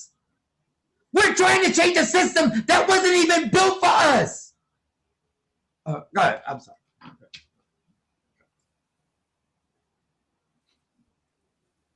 That mentality. No, I'm telling you, if that's the approach, how would we have got off a plantation? How would we have got past Jim Crow? How would we have even got past the police brutality? Because I remember when Rodney King got beat, there were some people saying they ain't never gonna convict him. But you know what? Just like Jay Black was mentioning, somebody said one day they're gonna convict him. Somebody kept believing, Mike. Oh, and they believed that worked, and that worked out. That worked out, huh, Dr. Smith? It's called incremental. That worked out. Don't give me your fancy. It's called incremental progress. It is. No, it is. To me, we're not supposed to be getting killed, and we're not supposed to be killing each other. Nobody's disagreeing with any of this. It's 2022. I'm trying to tell you, in 10 years, when we meet back on this show, you will be saying, we got to change this system. You can't. You can only change your community. You can change your community and how we treat each other. Dr. Smith, I love how intelligent you are. Who made this? The system someone else made. Apparently, if there's a system that we're not in control of, then somebody else believes that they can control more than just themselves. There's another group of people that believe they can control the whole world. They believe white people. Yes, white people. So white people can control the world, but yes, they do. Yes, they do. Control anything but ourselves. Yes, you took a vaccination because Bill Gates told you to take a vaccination. They do. I won't ask. I'll put it out there. You seem to be saying that white people could believe that they can control the world in all systems, but black people should only believe they can control themselves. Why can't black people control systems? I believe they can control systems, not in this country. Why not? White people come to this country and we're outnumbered and still decided we'll control the system. The native people were here. They outnumbered them by the millions. Christopher Columbus and his men said with 50 men we'll take the whole island. Why do white people have an optimism about their evil that black people don't have about their potential positive liberation? Because they had a fixed game. The game was fixed because they brought people here and they took them hostage and they brought them to a country where they had no language, where they had no culture. So they had a fixed game. You ain't gonna change the system, but you can literally change your community. You can literally change the places that we live, and we can change our community and then build from there. You ain't gonna change Wall Street. You ain't gonna change the mortgage system. You ain't gonna change the banking system. You can say that and it sounds good and everybody can get mad at me if you want. In 10 years, you'll see when we meet back. In 10 years, finances will be drastically different. We already know about the crypto. And we're going to be left the fuck out. Why? It'll be the next part of slavery. We will have a percentage of people, and they will make a strategy. They will make a strategy to keep some of our and then guess what? And guess what, Dr. Smith? You know how we got to educate them? Not by changing the system. We got to educate them by educating them ourselves in our community. The system ain't going to educate us about NFTs. We got to do it ourselves. Financial Rebel, who sits there, is going to have to do it within his community to teach them. The system ain't never going to be on our side. Ever. To the day you 70, 80 years old, I hope 110. The system ain't never going to be on our side, dog. Nobody's saying that the system's on our side. Like, stop saying things I'm not saying. That's a little bit frustrating because I'm not saying it's on our side. I'm not saying it's not going to be difficult. I'm not saying that. How you going to change it? So I'm not saying that sometimes you take 5 steps forward and you got to take 3 back. Nobody's saying any of that. So all the foolishness about the comments, I'm not saying that. I'm saying if you don't believe, like Garvey said, if you don't believe you can win, you're twice defeated. If you don't believe we can do it, then you are already a loser and lost and need to get out the way. I'm not saying and with that mentality, we could never have done anything as a people. If we didn't think we can beat this system, change this system, be part of this system, break this system, overturn the system. Change the system by working. Can I get 1 minute? Get the fuck out of here. Dr. Smith, literally, it's on tape, dog. I'm just trying to finish the thought. Literally, dog. Like on this show, you have talked your ass off for so long, so stop that nonsense. Stop that nonsense right fix your now, settings, Mike. Fix your settings, dog. Yeah. Get the fuck out of here with that nonsense. Try that on your students. Anyone want to join in? The link is sent in the comments. Let Trendsetter ask his question because there seems to be some confusion. But I mean, I understand what both of y'all say, but I understand what Dr. Smith is saying. It's like at some point we have to fix our mind to say, okay, we're gonna do this, and we have to do it. And that's the thing; it's not getting done. But it's doing it with us. That's what I'm talking about. I'm talking about us. Yeah, I'm talking about everything that has to be done with us. Yeah, but this system that we're fighting against, we can't even do it. We can't even stand up against them. Even when civil rights was happening, the reason why the fight happened was first we gathered us. Mm-hmm. We gathered us and was like, listen, this is what we're gonna. Even the Black Panthers gathered us and tried to fight. And tried to change. No. We're not going to change this argument. I was just about to say what. There's a very big difference between starting with us and limiting the struggle to us. When you say we can't change the system, you're limiting the struggle to us. Now, if you say we have to start with us, that's a very different discussion. I hate to break this to you. And you're going to get very mad over this. I won't. I promise you. The system has taken the greatest minds ever, the greatest, most courageous people ever, and has learned how to make their government foolproof. And the only way to overtake them would be literally a revolution of violence. And it's never going to happen. Why not? It's never going to happen. Why is a revolution? Because we got too much to lose, and we got too many people who have families who are not going to do a revolution with 3 kids, 4 kids, 2 kids, a grandmother on. They have foolproofed the plan. Okay. The people who did the most courageous things ever. Every empire in history has fallen, but you're saying this one won't? We can't hear you, Mike. You muted. Rome, Egypt, Greece, everybody else fell. It had a beginning and ending. Every civilization has a beginning and ending, but you're saying this one is going to go on forever? Can I tell you why? Wait, are you saying this one going to go on forever? No, can I tell you why? Because they made it global. And they attached Do you think that this one's going to go on forever? I'm asking the question. Yes. It's going to go every on. other empire in history has fallen.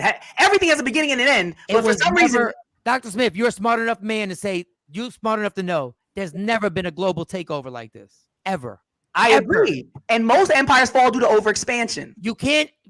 Empire is one empire. It's not the globe. The globe. They have the globe. This is not Egypt. This is not one empire. This is not the Roman Empire. China does not agree with you, Mike. These other nations do. This is American exceptionalism at its best. Where Americans think that America's got everything on lock. Whoa. I didn't say that. Do you think we're not in with China with COVID? I don't know about COVID, Mike. Do you think we are not in cahoots? I'm just gonna clear up what I'm saying. That's what I'm gonna take the time to do. Since I see you on a few minutes, we can start wherever, as long as we understand that there needs to be a systems analysis. And just like our ancestors who attacked the system of enslavement, the system of segregation, the system of lynching, the system of miscegenation and segregation, the system of keeping us out of schools and education, all those times in our history, we believed that we could change the system. And that is how we were able to change the system. I believe in that tradition. I'm part of that tradition. There's nothing sellout about the tradition of Haitians during the trendsetter in the comments. I'll be peaceful. Oh, I'm sorry. My bad. The Haitian Revolution. The Haitian Revolution began with people deciding to give the white man back their God and to take back their land. It started in their minds with themselves, but they understood they had the potential. They had to believe they can do it. They had to believe they can beat Napoleon's army, some of the best armies in the world, even with a ragtag band without the same weaponry. You have to have that sans-passer, Jean-Jacques Dessalines, Toussaint Louverture mentality. I believe that way. I believe like those Haitians believe that no matter what's against me, we can change this system. No, why? And other people are going to say we can't. But Doc, why can't we just change our community first? Why are you so anti? No, adding the first is different than what you were saying earlier. So I'm not doing that. No. But my thing is, if your philosophy is correct, right? Wherever you want to start, I'm fine with, Mike. We don't got to debate that. We don't got to debate that. So all I want is 5. Let's do 5 years from now. I want to come back. With that mentality, we won't be anywhere. But with the mentality I'm talking about, Mike. The Haitian Revolution happened in a matter of weeks. So if people get on the right page and stop playing games and being pessimistic and believe that the same way the white man believed when he got to these shores, he could change everything. He could change the language. He could change the demographics. He could change the dominant religion. He can write lines on a map and make people agree with it. Talent is the ability to decide people's reality and have them accept it as their own. Can we first just change North Philly? Last example, Flint, Michigan. If the freaking water is brown, giving your baby neurotoxins, your best behavior ain't going to do ish until you change the system. The water in Flint, Michigan is a great example for you, Mike. If my baby is drinking neurotoxins, I need to change the system and not worry about pulling up his pants and being nice to each other. It's absolutely wrong because China, you see David it's absolutely wrong because Barack Obama went to Flint, Michigan and drank water out of glass and said, look, the water's great. That's what I'm talking about when the game is fit. No, I said but you have to change the system. Dog, you don't even know where to start. I do. No, you don't. It starts in the community. You start changing the system. It starts right in the community first. That's where it starts. And I've been saying this from the door. But just because it starts there, just because we're having 2 different conversations, don't confuse it. Where it starts was not the debate. I'm not confused. First of all, you said we can't change the system. First of all, Dr. Smith, I'm talking to me like we can't change the system, Mike. I am never confused. I'm not confused. I said we got to start with the community. You want to jump directly to the system. No, Mike. You said we can't change the system like 20 times, Mike. We can't. But then you said we got to start with us, which leaves room to change system later. Different arguments. Dr. Smith, who got more evidence, me or you? Me. Oh, our history. There's more things that have changed than that have stayed the same. No, they haven't, dog. Rich, no, they change your opinion, Rich. A whole city of New Orleans in Hurricane Katrina was left to drown in front of our faces with as the cameras rolled. That's systemic, Mike. That had nothing to do with personal behavior. You're giving evidence to my argument. Systemic is the system that never changed. No, you just gave. Listen, you could be as nice as you want. Go to church, go to the mosque, be good economically. Listen, if the levee breaks and your town is washed, I always call it building sandcastles on a road full of tanks. You could be as self-improvement as you want. When the levees break, you washed out because of the system. Great point, Mike. Thank you for that one. Has it changed? I forgot Katrina. Hey, guy. The same system that allowed it to happen never fucking changed. Remember you said we did all them changes? Personal accountability is not as important. Remember all the changes that you said? So the personal accountability is not as important as systemic change. That's what we're both saying right now. Personal accountability plays a part. It has its place, but it's not as consequential as the systemic oppression. Katrina is the best example. It's better than Flint, Michigan. You can't change systemic oppression if you don't stop oppressing yourselves. We agree. You can't have a whole genre of music, and you can't have a whole system where we are killing each other at a rapid rate and be like, we're going to change the system. But then I say, yeah, but we got to change ourselves. No, but it got to start with the system. Okay. I got it 10 o'clock. I'll give you this. It's called both and. You can both work on yourself and work to change the system. It's a both and strategy. Stop thinking in this tug of war, Hegelian dialectic, limited reductionist perspective with pessimism. Those are beautiful words. Those are beautiful words. You can work on yourself. They're not impressive here. They're not impressive. Both and. How about that? I took it to first grade. Both and. You can both work on yourself and work to change the system. You can both and. You don't have to either or. It's not either or, Mike. If you don't change yourselves, the first thing you have to do is, we agree, is to change yourselves. The order ourselves. is debatable. It's for the individual. The order is debatable. You're going to change the system before you change yourself? Hey, use some big words. Go get some more big words. Go get some more big words. Anybody can join. Check the comments. You don't think it's 9 o'clock. I just said you got to change yourself before you change the system. And you said it's debatable. How can you? There are people who are constructing bills right now in Congress that have a lot to work on for themselves, but they still putting them bills out and changing the laws in the system. You're gonna keep. There's a lot of flawed politicians out there, Mike. There's a lot of politicians. There's a lot of politicians. Keep acting like you part of that system. No, I'm not. There's politicians who don't live what they advocate. So why are you bringing them up? Because it's still real. They didn't change themselves, but they still changed the system. It's possible. There's people who need to change themselves, but they're still writing laws that affect millions of people. So it's not a necessity for you to change yourself first. A lot of flawed people could be used. Dumbest thing it's real, Mike. In my life. You think people have to change themselves before they write these laws? No, they write the laws. You have to change yourself before you do anything. No, it's not true. Before you do anything in life, you got to change yourself. But anyway, it's not true. I know you got to 10 o'clock. That's not true at all. Just click the link. If you are in a position of power, you can write a law. Joe Biden don't got to change himself to write a law. Joe Biden could be a hypocrite and a racist and still write a law that helps black people. I don't know. He could be pressured. It could be to win an election. You don't have to change. You don't have to be good to do good all the time. It's not the case. And don't make people think that, because too many of us are too flawed and got too many vices and too imperfect to wait till we get right to make change. But I'll give you the last word. I got to do it 10 o'clock. Yeah, you got to do it 10 o'clock. I'm going to keep believing. And I guarantee you. I know this. I know this. Wait, I'll give you this. In 10 years, I guarantee you my life will be evidence of this mentality. My finances, my education, my community impact is going to be evidence of this mentality. It's going to be evidence of I can change this system. And I guarantee you everything you've seen me do and everything you're going to see me do is going to be evidence of me believing I can do it. And I will never for a minute believe I can't change this system, because I think people are dead the moment they give up. That's what they really want, your spirit. My life ain't based on changing the system. My life is based on changing other people's lives who live around me. So the best way to do that is systemically, exponentially. No, I don't care about this system. I care about the people around me. I care about people changing around me. That's what we have a fundamental disagreement. Love you, Dr. Smith. I know you gotta go. I know. Oh, it did work. Yeah, it worked. Wait a minute, Jay. What are you doing? Why did you cut Dr. Smith off?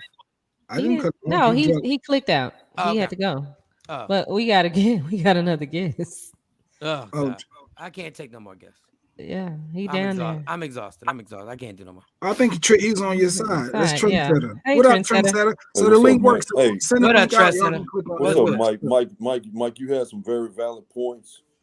The thing of the matter is that when he talking about the system and all this stuff right here, man, what the doctor was not understanding was the examples you were giving him. You know what I'm saying? When you say change the neighborhood, change the community, change the neighborhoods, stuff like that, that goes from New Jersey all the way to, California. You know what I mean? And what he has to understand is that the system goes to the hoods too. That's why they put the convenience stores in the corners. That's why everything is systematically placed so the system can work, for the white folks, for the governments in those towns, cities, states, what have you. And what he ain't getting is that, I can tell he's a smart guy, you know what I mean? And I'm not taking He's that super away. intelligent. Dr. Smith is I'm not taking that super away from him, but at intelligent. the same time, Super if intelligent. you're gonna sit up here and dwell, I mean, you can talk about the history and all that good stuff, the 40 acres and a mule and everything like that, but at the same time, let's get to the point where we can redesign. If we can't redesign the system, then we need to come up with our own system. And like you said, that seed needs to be planted in the communities first, and hopefully it would disperse out, like it needs to. So do you think you should try though, Trendsetter? Like he was saying, you don't like he's saying the doctor said you should try. You just don't give up. You still have like right now, man. There's a group called Not My Son that I partner with from time to time over here in Dallas, and we go to them as a nonprofit group. They go to South Dallas for the most part, and they clean up the neighborhood.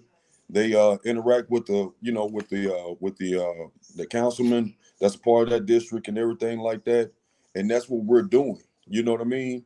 But at the same time, some people mentally they still stuck in that box.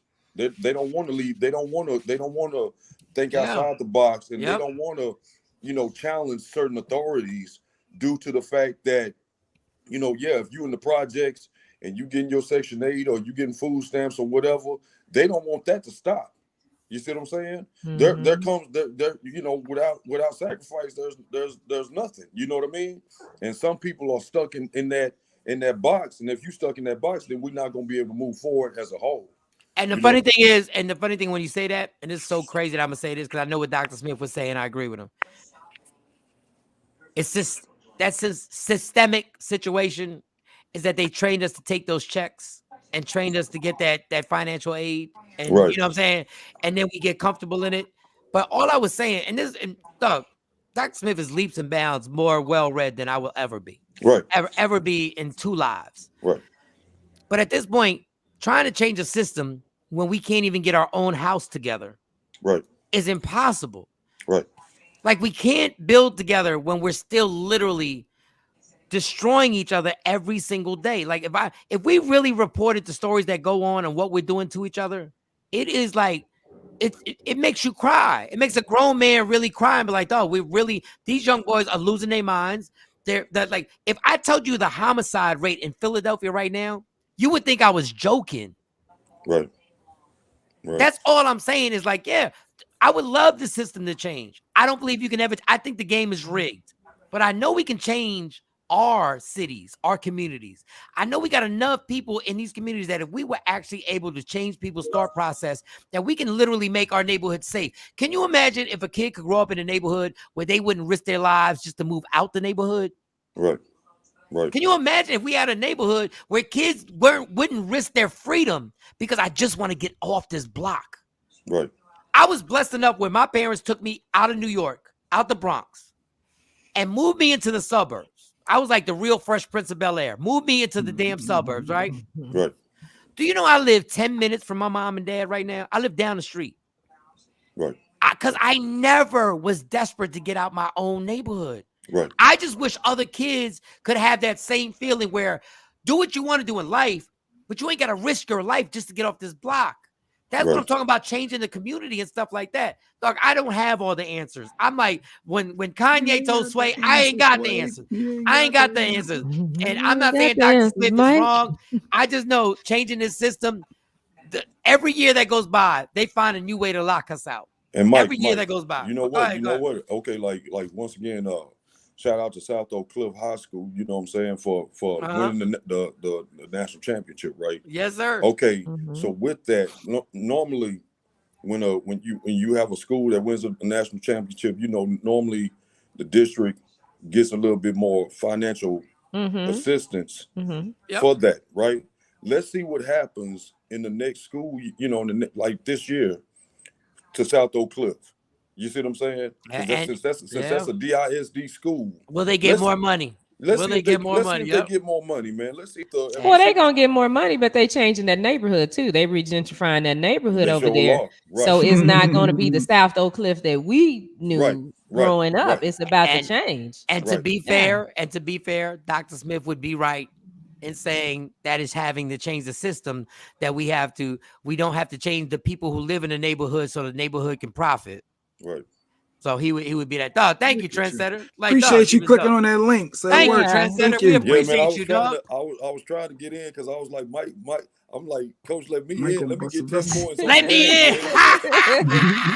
Because he was going and when Mike started turning red, I was like, okay, Mike always turn red. You know. No, me and Dr. Smith have argued the same way. This don't make no sense. This is where we got to get our relationship together. We have argued the same way over Jay-Z in verses as we do over systemic racism. And it don't even make no sense that we argue the same damn way. You know what? But you know what, Mike? That was a healthy conversation that y'all had, though, bro. That was, I appreciate that and everything, man. So yeah, keep it coming, man. Yeah, I'm gonna take a nap. I'm exhausted. Appreciate you. Salute you, dog.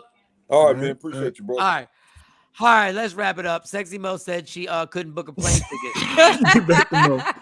Yeah, so we'll see you Monday if Mo's flight made it back, if she's in Jersey. And I asked her why couldn't she? I texted her. I said, why couldn't you do it? And she was like, because of this systemic racism. I said, I couldn't believe it. I couldn't even believe it. I couldn't even believe it. All right, Jay. In closing, so Jay, how are you officially feeling for real? Because I feel much better. It's usually about halfway through my morning that I still get exhausted and weak and gotta lay down. But ultimately, I'm on that road to recovery. I feel good that it's been back-to-back days of feeling this way. So it's only way to go is up. So I'm good. All right, cool. legit. I'm good. All right. Thank you, Shawnee, for coming out last night, supporting as you always do. Thank you very much. All right, y'all. We're done. This has been crazy. Love me for who I am, not who you want me to be, because I can never be that and understand. There's only one thing in life that's guaranteed. It will end, so enjoy every minute, every second. You fight for everything in your life. You fight for parking spots, the big piece of chicken. You fight for sales. You fight on Black Friday. Fight for your happiness and never let anybody take that from you. Michael, Shawn, Jay Black, Shawnee Scott, Sexy Mo, Dr. Smith, Trendsetter, everybody who joins the show. It's the Takeover Legends. We'll see you tomorrow. Monday. Oh, Monday. Monday. Oh, it's Friday. Jesus. Yeah. Michael, Shawn, and the Takeover Legends, where the truth hurts, but also makes